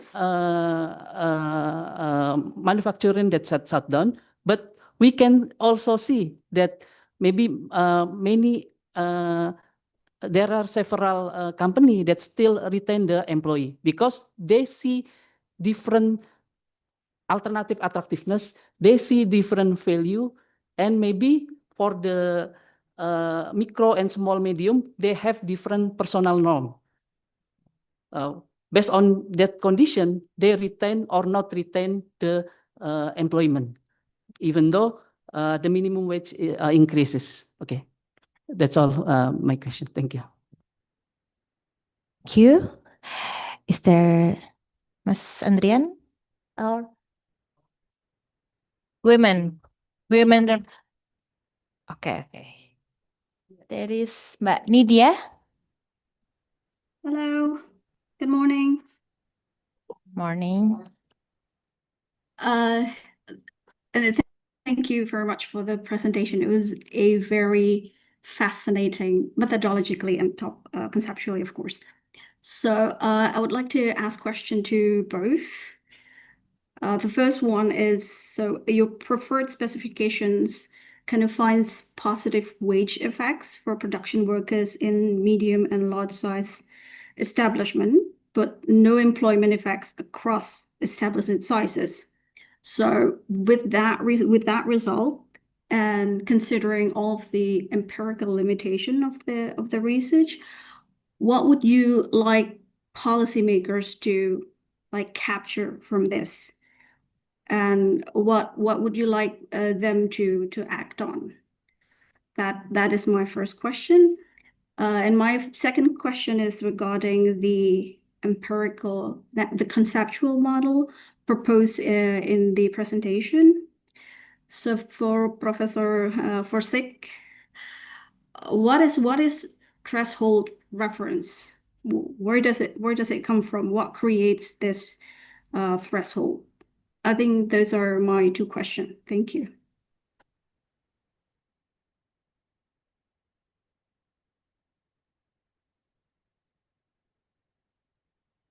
Thank you so much, yeah, for the question. We have to be very careful in terms of translating what I find into the policy making world, because labor union may say that, oh, then the minimum wage can just keep increasing and then we won't see employment effects, right? But then bear in mind, in terms of the period that we cover from 2000 to 2014, the minimum wage started out at the level that is very low. And then this is from 2000 to 2014. So if we need to repeat the same kind of estimation for the more recent periods, let's say from 2015 to 2024, results may be different. It may be because the trend of the wage where it started and then the trend over time also is different from the situation back then. So I think what I want policymakers to act on is just that to always look at what is the evidence around the policy making on day-to-day basis that they create, and then making this space for the researchers to contribute. In this case, we can't contribute much in terms of the recent debate because of the data limitation. Just now, Prof. Sik has some of the recommendation for BPS, and then the limitation of that now, the survey industry, my understanding that establishment ID is no longer there. So we can't really keep track the same establishment over time. It's very hard for us to create a panel for the more recent observations. So that's, of course, sort of like a setback from us as a researchers to keep continuing evaluating this policy. And again, to keep sort of like thinking what are the intention of the policy. If the intention of the policy is to increase the workers' welfare, it did that, but only for production workers. in medium and large size manufacturing establishments, which also means that 60% of the workers, the informal sector workers, they are not affected. But will there be the intended recipients of these policies? If that's the case, then the minimum wage doesn't work. Then what else the other kind of policies that they should keep in mind? So I think for the policymakers to keep asking that questions and then making the rooms for the researchers to also contribute to the debates by crunching the data, estimating, using the more recent observations, make the data available. Without that, it's very hard for us to really keep up with the recent changes and then evaluating, providing empirical evidence after evidence on the impact of the labor market policies. I think I'll just stop there. Okay. Professor. Thank you for the question, Mbak Nidia. It is a difficult question to answer because to answer your question, we need to perform empirical research in order to know what influence the threshold of the top management or decision maker. But at this moment, I can only offer a theoretical explanation. Generally, I believe that the threshold is likely to be influenced by at least two factors. First is the magnitude of the stimulus, and the second one is the frequency of the exposure to that stimulus. So regarding the minimum wage, I think a minimum wage increase is more likely to be perceived meaningful sacrifice.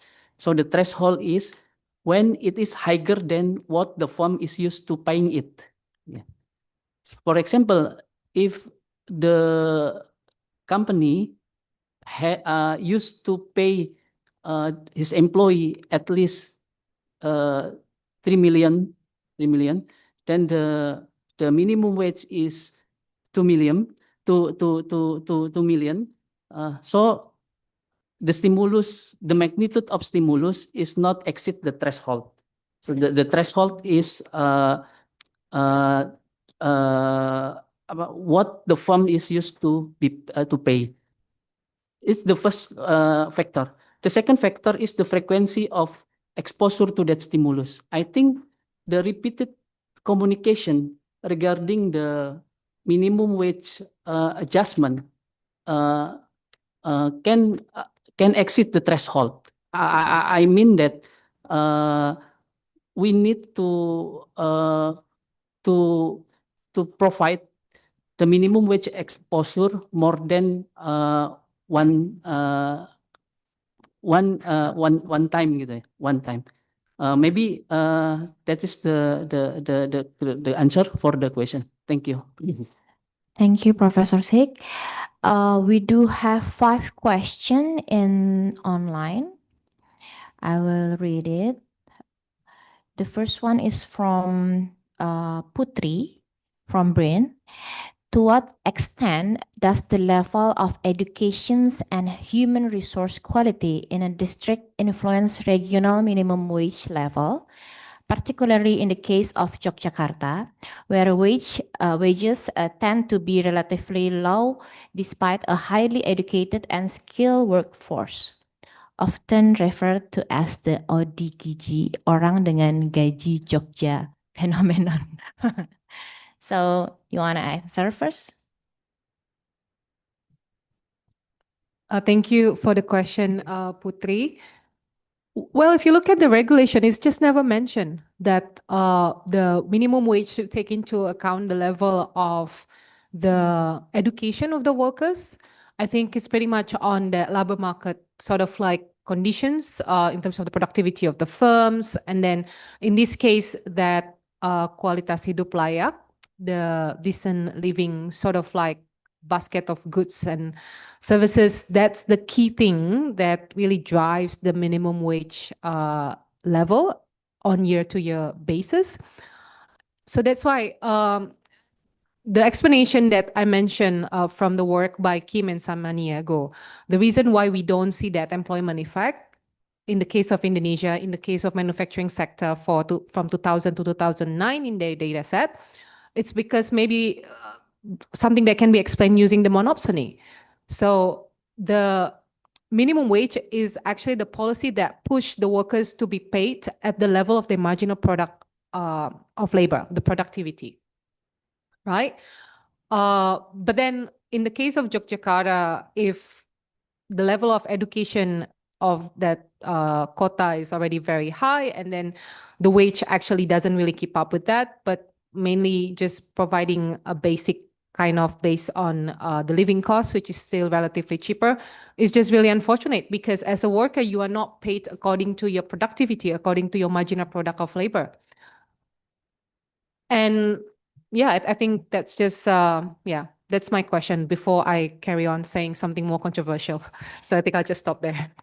Do you think it need to add it to our regulations, the level of educations and human resource quality, to just set up the minimum wage on the regional? I think, well, it can, and then I think but that can also be sort of like complicating the whole way the minimum wage is set, and then also to what extent this is true for the whole Kota Yogyakarta. I mean, maybe like from Putri's point of view, we look at that. That's where UGM sits. That's where, you know, like maybe like people in our circle, they are highly educated people, but then what is actually the education level on average in Kota Yogyakarta? Does it really reflect that it's in terms of the education level higher than the other comparable cities, for instance? I don't know about that, but I think at the end of the day, the minimum wage should be something very basic, and then that only affects the worker who just started, right? And then with even like 0 to very few years of experience. And then over time, people should not be paid based on the minimum wage. There should be a wage sort of like scale that commensurates with the experience, with the education level. So I don't think it's right, for instance, to just, you know, like pay, maybe the fresh graduate is like the minimum wage, but if the fresh graduate reflects certain kind of skills, then they should not get paid based on the minimum wage, but based on the other premiums that this person bring into the company, and then that really reflects the value and yeah, etc. Thank you. Do you want to add something, Prof. Sik?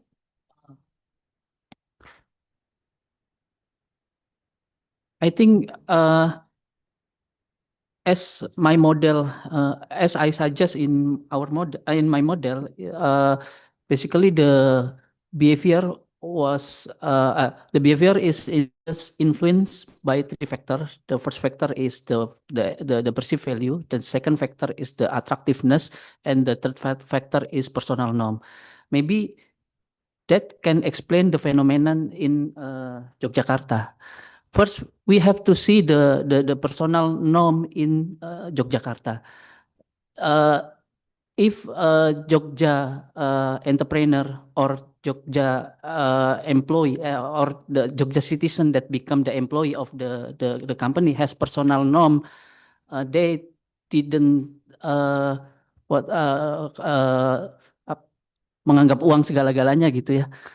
Maybe they feel happy with this wage gitu ya, that the level of the wage itu. The second one is about the value. Maybe the wage level is low compared to Jakarta or Karawang gitu, but we need to consider also the sacrifice that might happen in Yogyakarta gitu. Are they have the similar level with Jakarta and Karawang, for example, gitu. That's my explain the condition of the Yogyakarta. And the third one is the alternative option in Yogyakarta, gitu ya, in Yogyakarta. If we have analyzed 3 factor comprehensively, we can answer the the question regarding why Yogyakarta minimum wage is now the condition. Thank you. Thank you, Professor Sik. And we do have some question from industrial practitioners. Sabira from PT Yanfeng Indonesia. She asked that Bekasi district has high minimum wage. Many companies are hitting a wall regarding labor costs. Does current data on employment dynamics show whether this wage level is triggering a substitution effect, accelerating automatizations or relocations, or improving efficiency by reducing manpower? How can companies and policymakers balance wage growth with the risk of local job losses? Please, Ms. Dika. I think this is what we see anecdotally, just looking at the media, like how many PHK or like factories shut down. There's just a reaction that they have when they cope with the increasing labor costs. But then if we really want to carefully identify how each firm, how each establishment actually react to increasing labor costs, then we need to have the data. To what extent the survey industry keeps track in terms of the questions, the switch from labor into capital, into automation, and then the relocation. Again, this is pretty much the anecdotal evidence that we hear a lot from the media. But then to what extent we do have a data, BPS has a data that can really show that firms really relocate. I doubt so. I think there's something to be done for survey industry. And then how can companies and policymakers balance wage growth with the risk of local job losses? This is a very important question at the minds of policymakers and in companies, I think, all the time. I think in terms of theoretically, we want to pay the labor according to their productivity, right? But even the concept of this productivity is just very abstract. It's just very hard to really pin down because every worker may have different productivity, and then by right, they should be paid at different level. So I think for policymakers, it's important that the minimum wage is really a reflection of that. But again, in practice, it's just very hard. But I think one improvement that I will say, comparing the minimum wage regime before and then now, at least now, from the firm's point of view, firm can kind of like expect how much is the increment can I expect year by year, because there's already a formula where in the past, the risk of politicizing the minimum wage was even high, right? Because it was at the hands of the local district heads, the hands of the governors. So if from firm's point of view, suddenly the minimum wage in the district increased by more than 20%, more than 30%, more than 40%, and then within a very like narrow time period, it's very hard for them to adjust, right? But then now you can sort of like foresee how much is the increment year by year, how big it is, and then to what extent then they can reflect in terms of how they should really react internally. Whether they should freeze the employment, whether they should cut the employment, or whether there's sort of like substitution that they need to undertake within the company from labor to capital. It's pretty much like within the territory of the firms. And then firms can freely choose the kind of decisions they make.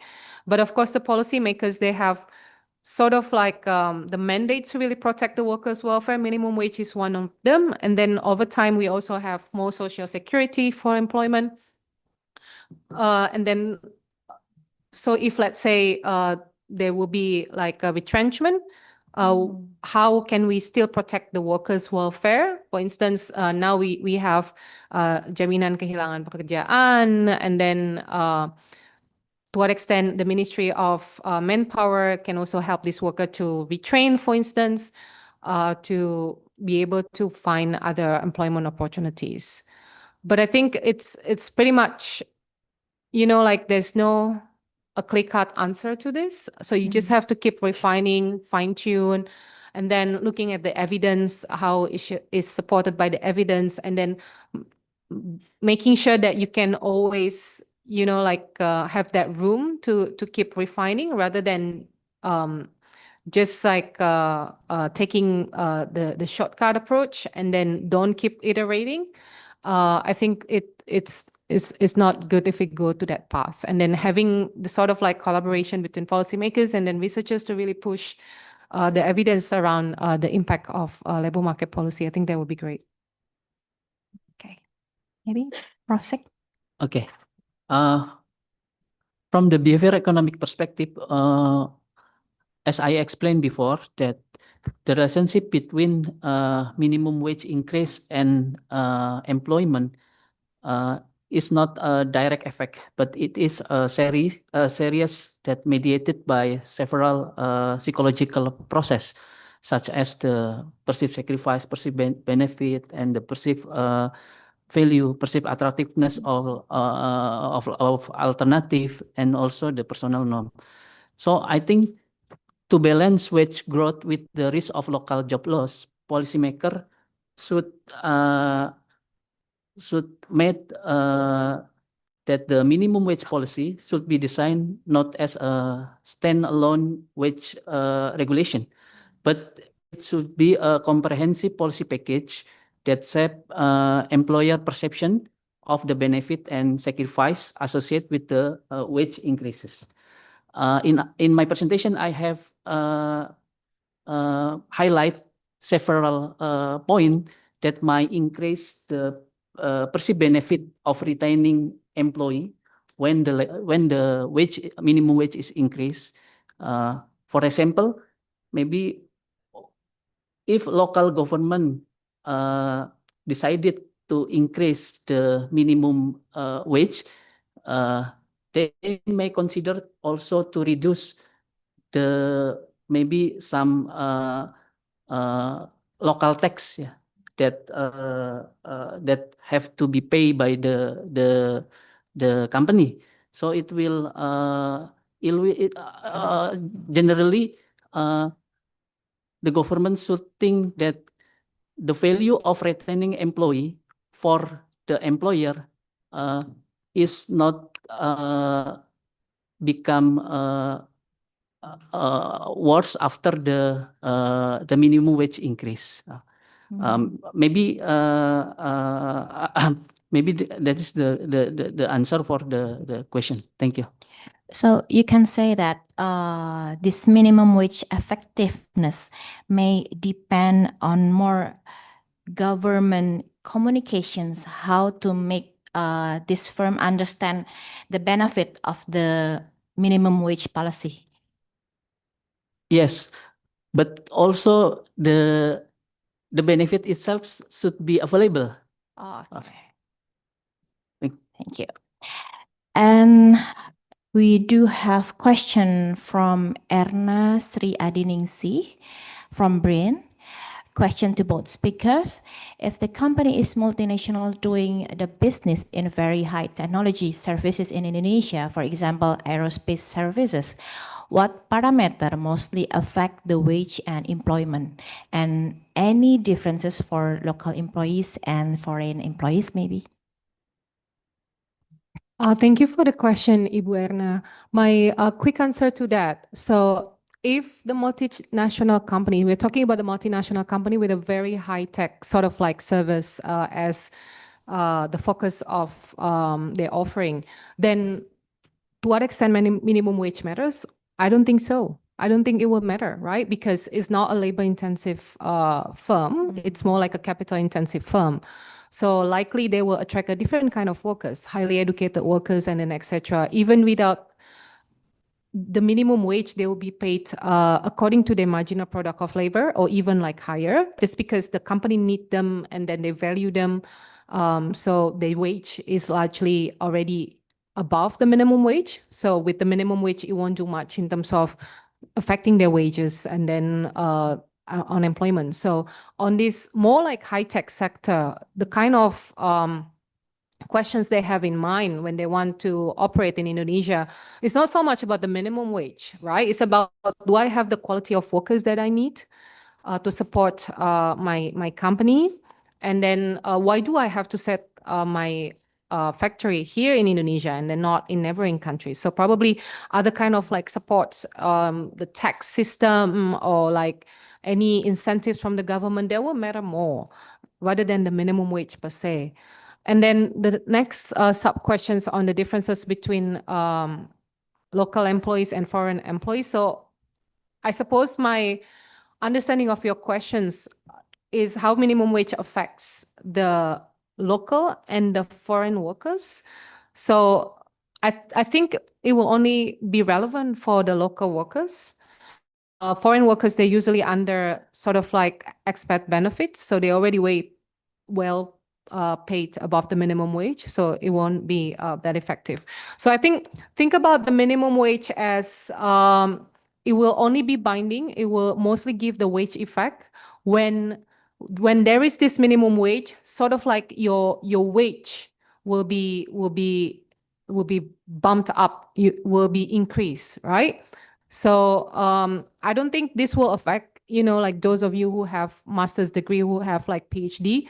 Whenever like the government change the minimum wage, it won't do nothing. It will do nothing to your wage, right? Because you already paid well above the minimum wage. But then the question will be very different for different sets of workers. Yeah. So it should be separate between mixed labor and specific labor. Mixed labor and specific labor. For the aerospace services like that, it's like needs specific expertise. Yeah. So I think it depends on the kind of firm. If it's like labor intensive, then likely minimum wage will affect their wage and employment sort of like reaction. But then not so much if the firm is pretty much capital intensive. Yeah. Thank you. Professor Singh? Okay. I will go to my slide. It's okay. Oh.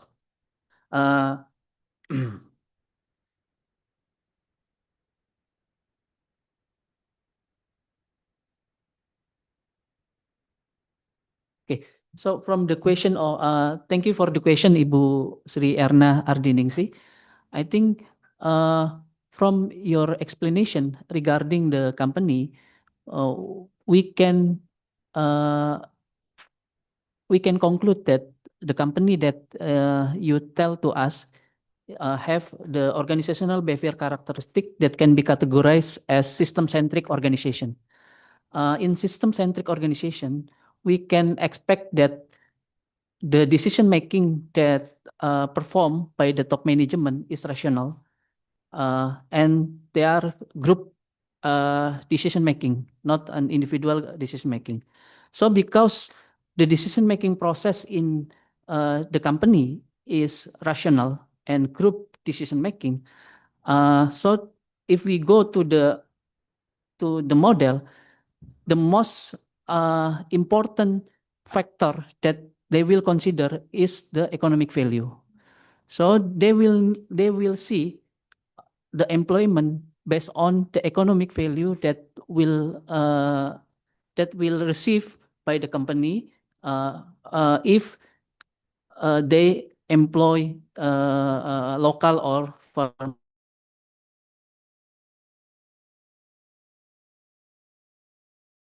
The answer for the question. Thank you. Okay, thank you. And we do have two more questions from Mr. Haryadi, Ibu Nurina and Prof. Sik. One important point of the discussion is that for the government is maintaining the employment stability, say social safety net, rather than imposing minimum wage to the industry. Is it correct? And the second one is for employers, potential benefit for minimum wages increases include productivity improvement, employees retentions, and enhanced workforce motivations. Is this feasible for the government, in particular the employment retention, when the job opportunity is limited relative to the huge workforce employed? Thank you for the question, Pak Haryadi. So my first reaction to the first one, my personal opinion, minimum wage is still important because I don't think that we can let the market to decide what is the right sort of like wage for the workers. I think the minimum wage is still required, especially to protect the low pay workers. And at the same time, you're right, you need to take into account broader aspects of employment security, and employment security is one of them. So you need to make sure that when they work, they are also entitled to sort of the BPJS Kesehatan, the health insurance, and also other kind of social security, for instance, jaminan hari tua, jaminan pensiun, jaminan kecelakaan kerja, and all that kind of things. So it's important, as Pak Sik mentioned, that it's not minimum wage only when we look at the labor market policy, but it's also a combination of other things, especially if you want to protect the workers' welfare. And then second, the potential benefits for minimum wage increases. I think that's right, when workers get sort of like bump up with their wage, So it may increase other kind of factors like productivity and then etc. And for the research that I've done, I have not looked into these factors, but I think it's possible in terms of the future research agenda, we look at different outcomes. I think we can measure productivity using the survey industry. Employment retention, maybe yes, maybe not. Workforce motivation, I don't think we have any data that really tracks the worker motivation. Okay. Okay. Thank you, Pak Haryadi, for the question. From the perspective of behavior economic, we treat economic actor as real human, So employer is a real human. When we treat they as a real human, they can also make human can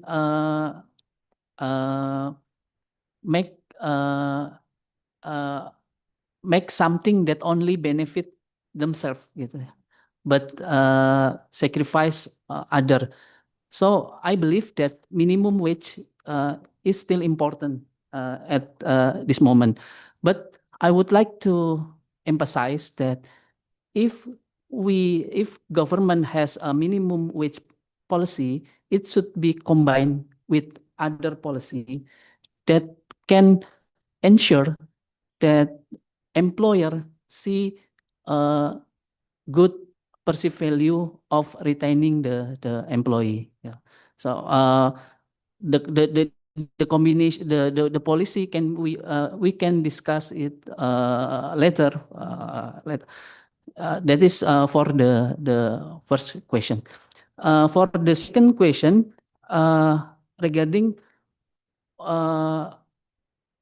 is this visible for the government, in particular the employment retention, when the job opportunity is limited relative to huge workforce employee? I think it is an important issue. If we see that the minimum wage increase can increase the labor welfare, we hope that they will increase standard living standard, their living standard, and we hope that it will impact to their purchasing power. When it impact to the purchasing power, we hope that's impact on the employment. But I think it's need further empirical evaluation regarding the impact. Maybe that is my question. Thank you. Okay. Thank you, Professor Sik. And this is the last question for Ms. Nurina and Professor Sik. For Ms. Nurina, in your opinion, should wage policy prioritize distributive justice, ensuring everyone gets a fair share, or utilitarian outcomes, maximizing overall economic good like employment. And if TWFE obscures the fact that minimum wage effect on employment differ by sector, gender, and formality status, then doesn't using it as our primary estimator risks answering the wrong question entirely. And should we instead be asking for whom and under what conditions rather than does it work? And for Professor Sik, through what behavioral mechanism do minimum wage increase influence employment, productivity, and firm performance in Indonesia? And how are these mechanisms moderated by firm characteristic and labor market institution? Thank you for the question, Pak Ari Marsudi. I think for the first one, it's a very interesting question. I need to reflect on this. But I think for me, like as a researcher, I want both, but for policymakers, it will be hard to do both at the same time, because I think we can't just maximizing overall economic good like for average people. So this is the situation where in the data from our research, minimum wage does good thing, right? Increase the wage of the production workers, and then with no employment effect. So that's good. That's sort of like overall economic good, like no job loss. But then we also have to think about, well, what about the workers where the minimum wage do not apply? Those who work in the micro and small establishments, who will fight for them, for their welfare? And that's the element of distributive justice is really important, because we don't want the workers to keep working and they're still poor, which means that they do what they can to get employment, they work, but they still don't get enough money to provide food on the table for their family. So I think it should be a combination of both. So interestingly now in the latest Undang-Undang Cipta Kerja, there is sort of like a guideline of how much the workers in the micro and small establishment should get paid. It's very, I think it's quite detailed, but I haven't really done any analysis with the data to what extent actually is already met, and then to what extent that standard, sort of like the minimum standard of payment for these workers in micro and small establishment, it's already something that's done at the current level. I don't know, but I think ideally it should cover both, because we don't want to just have the average picture to look good, but we also need to make sure that those who are at the advantage, there's also someone ensuring their welfare is protected as well. So the second question, I get what you mean. But then I think when we submitted this paper to the journal, the editor and the referee really want us to compare and contrast the results from these two methods, put it side by side, how they differ, and then why it differs. So that's the reason why we have two estimating different approaches there. And we sort of like have the discussion why the methods differ. And I think that makes it interesting. Yeah, I think I'll just stop there. Yeah. Okay, Professor Sik. Okay, thank you, Pak Ari, for the question. The first question is what behavior mechanism do minimum wage increase influence employment? I think I will answer this question by using the employer perspective. If we see the employer perspective, we can use our proposed model that briefly we can see that the minimum wage influence the employment through serious mediated variable such as perceived sacrifice, perceived benefit, perceived value, then also the attractiveness, alternative, and personal norm. But the psychological mechanism is different because there are two types of psychological mechanism. The first one is the heuristic processing, and the second one is the rational decision-making processing. So that is the behavior mechanism. In other words, we can say that the behavior mechanism that explain the relationship between minimum wage and employment is moderated by the firm characteristic. Why? Because as I explained previously, that in the system-centric organization or in system-centric companies, they tend to be perform decision-making process by a rational decision-making process and group decision-making. It's different with the owner-centric organization. They tend to use heuristic decision-making process. And the second one is how about the behavior mechanism regarding the effect of minimum wage on the productivity and firm performance? I think I will answer it from the perspective of employee. For employee, minimum wage is a signal. For employee, wage has two functions. The first function, it is a signal that that they can use to evaluate how the company value their work, gitu ya. If they see that the company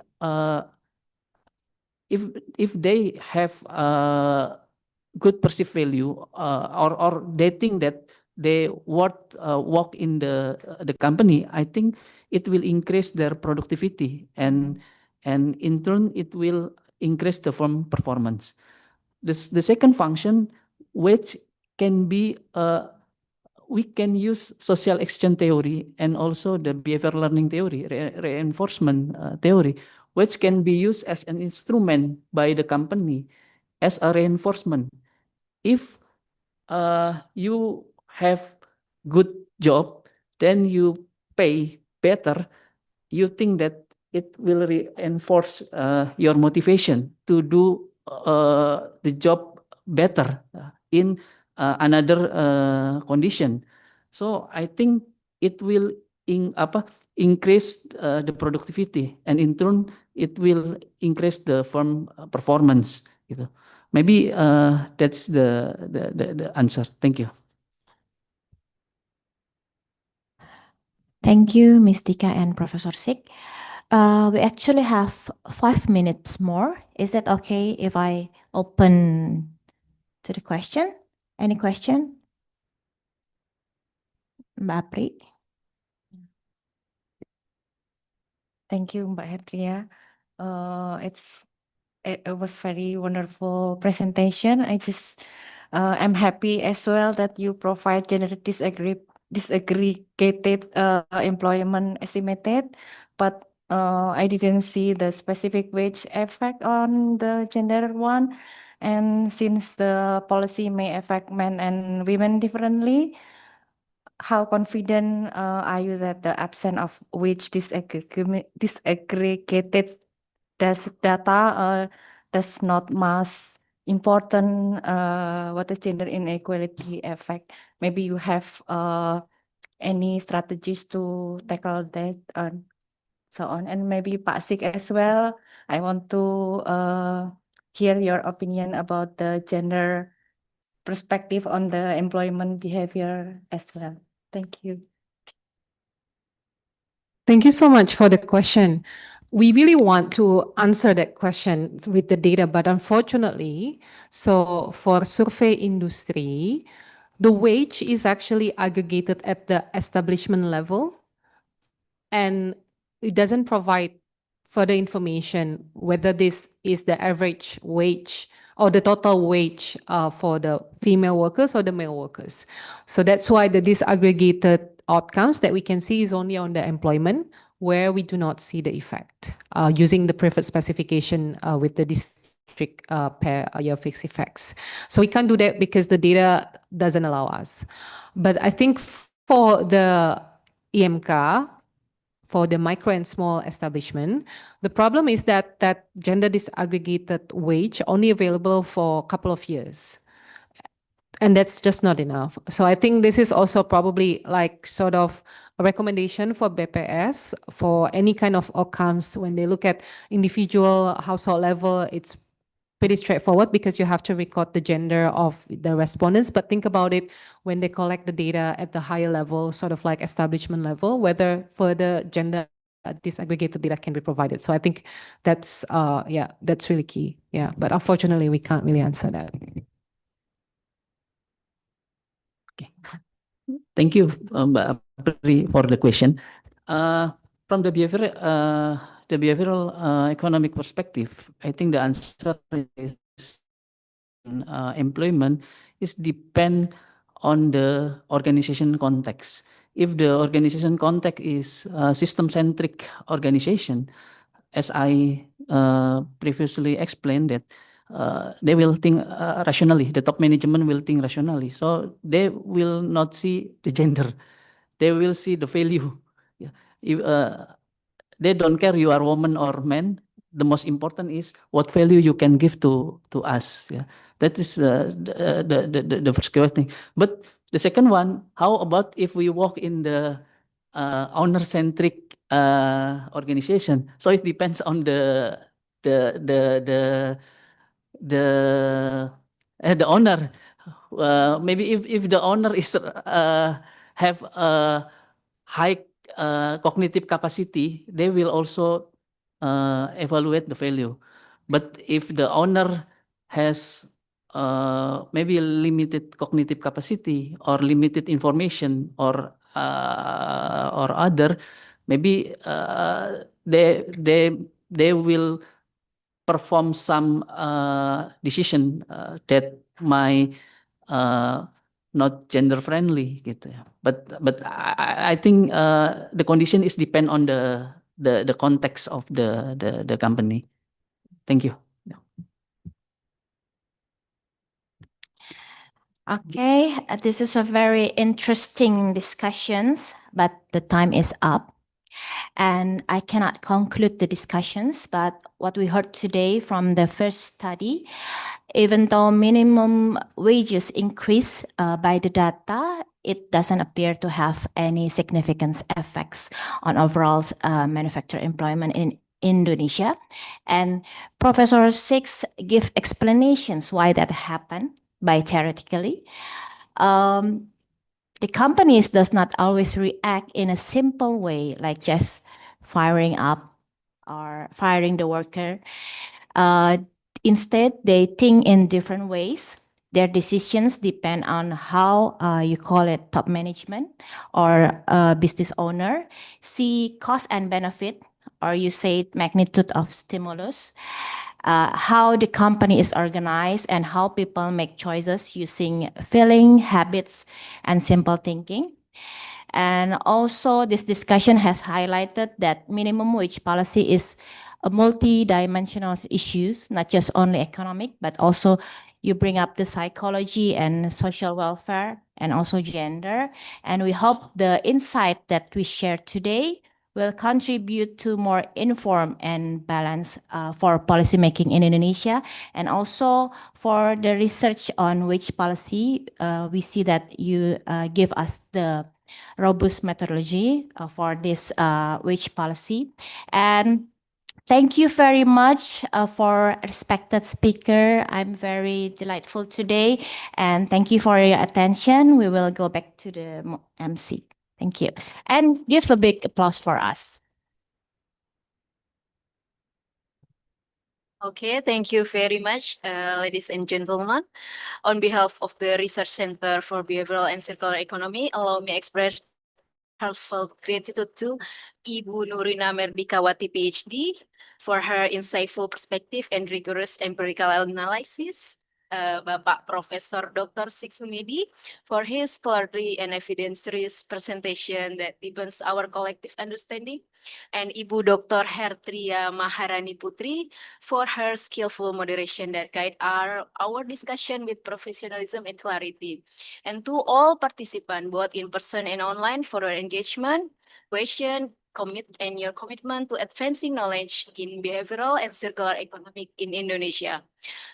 Today dialogue has shed important light on the complexity of wage, policy, and employment dynamic. We hope the insight gained today will inspire evidence-based action and policy innovation for more inclusive and sustainable Indonesia economy. We would like to invite Ibu Nurina to please come forward to designated area. We have a token of appreciation that will be presented by Ibu Umi.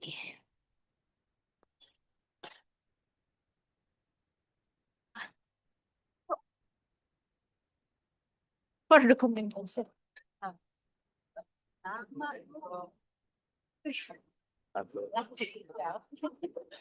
Buat selfie. Oke.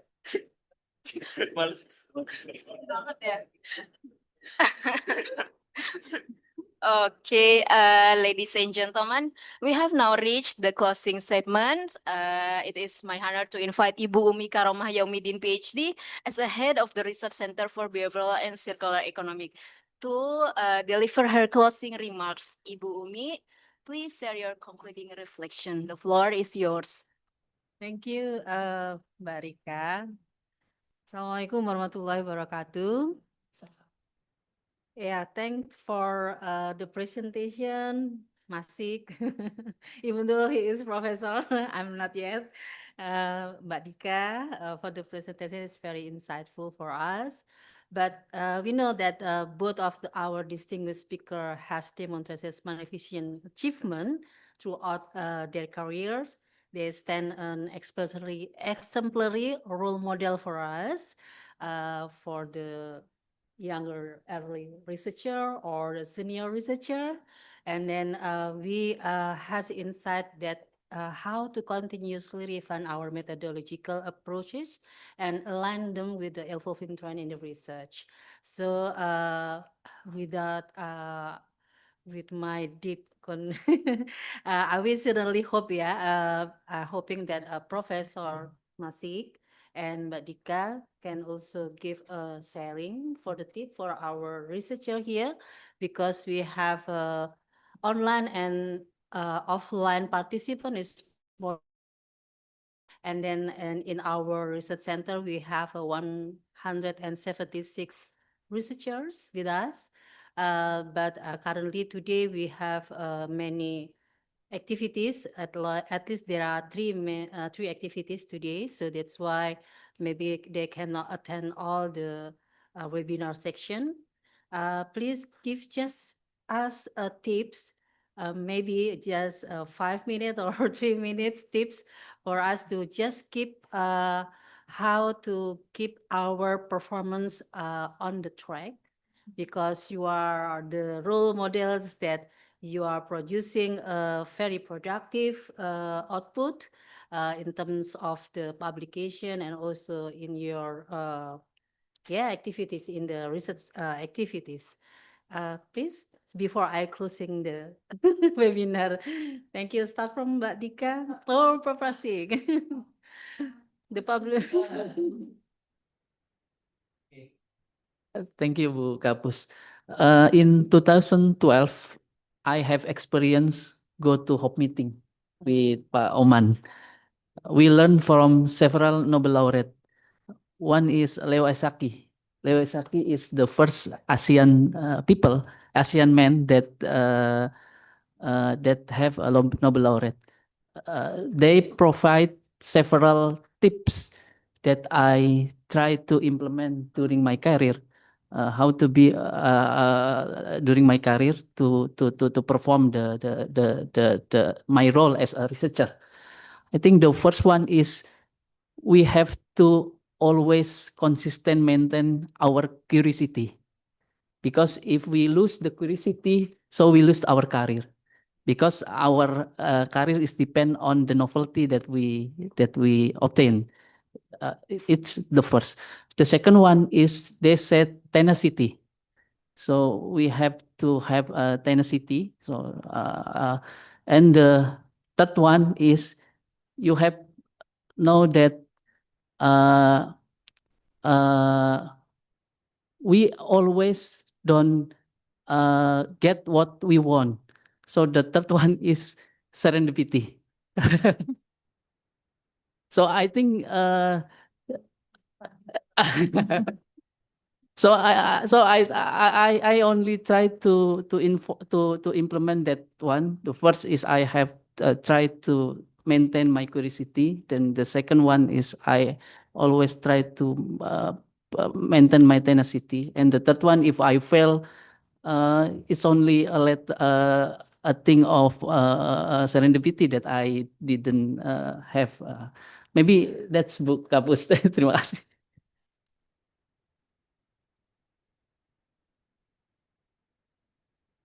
Thank you so much, Pak Sik. I've written it down. It's something that I will always reflect on: curiosity, tenacity, and serendipity. So I think for me, my reflection on the question, Maumi, three things. So first, I think it's also like it's still a learning process to me, to be honest. In my current role now, finally, I have the freedom to really decide what I want to do in terms of the research agenda. And I think the first, I know that I only have 24 hours in a day. I can't have more. So the question is how I can really optimize the number of hours I have to do my research, to do my work. And I'm a woman with a lot of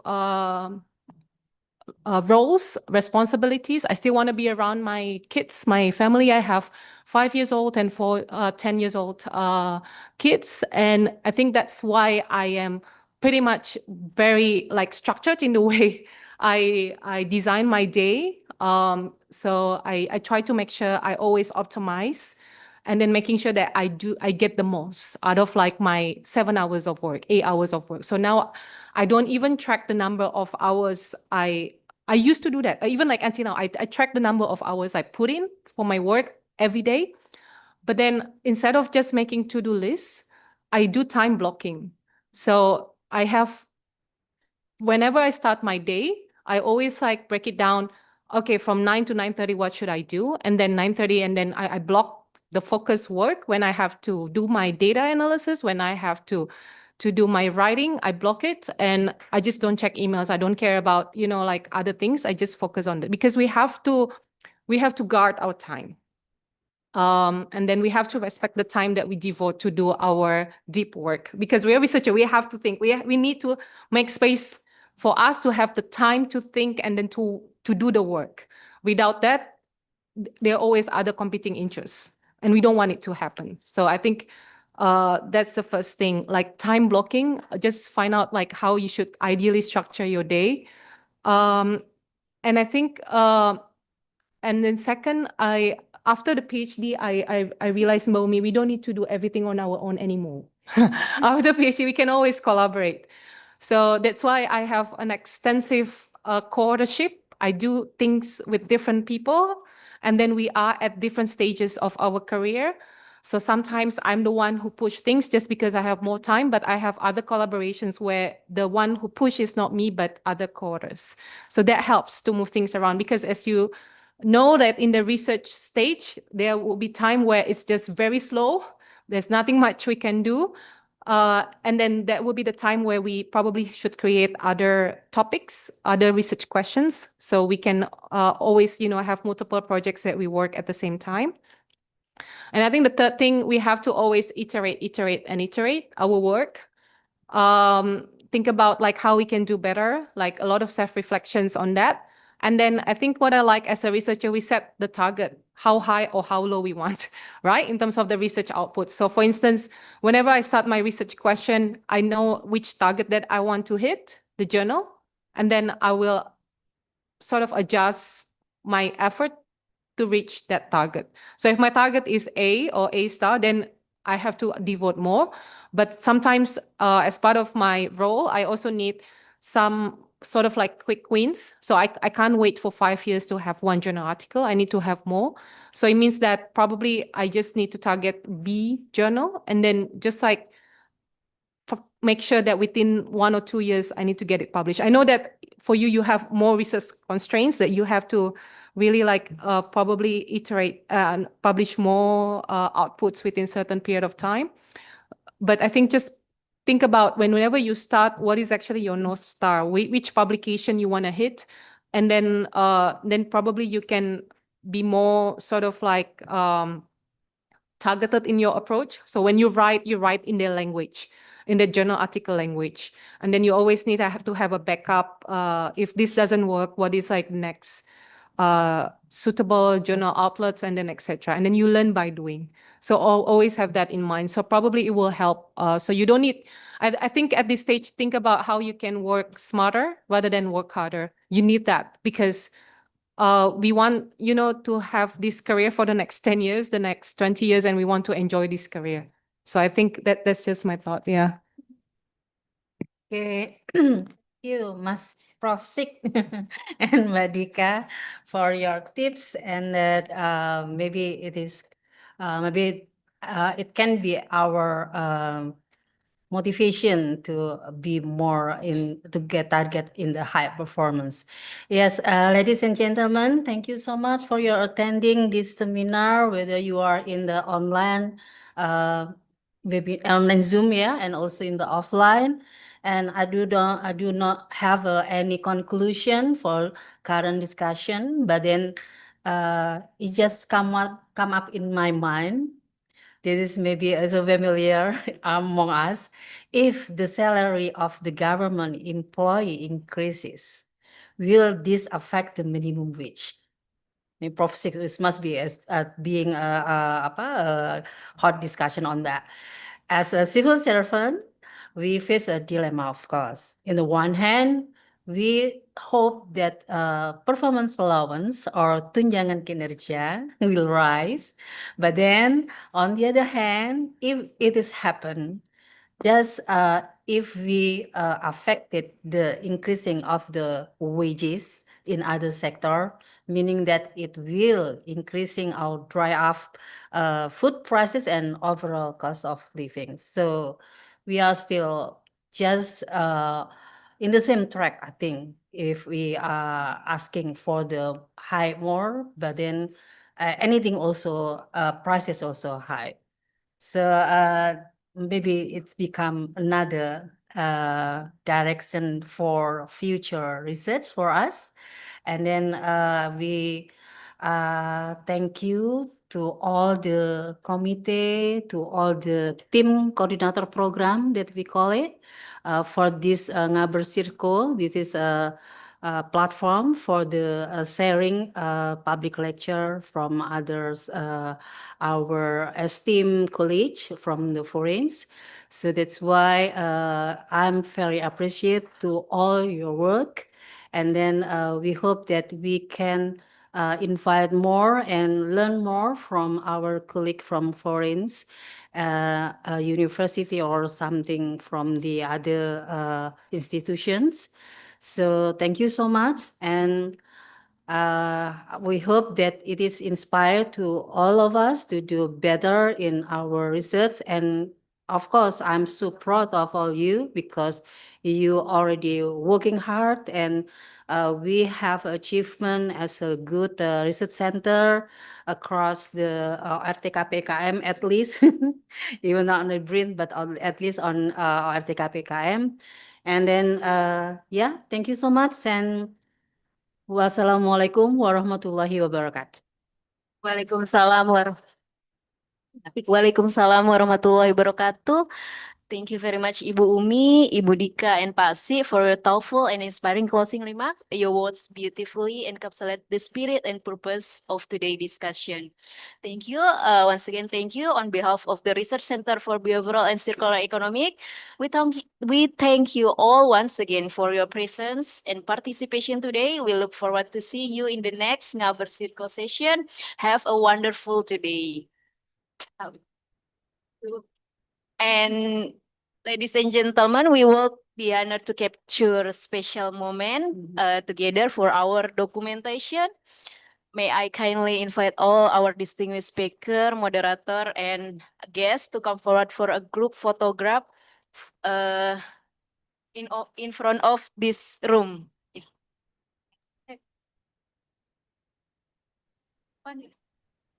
Oh ya, di luar. Oh, iya.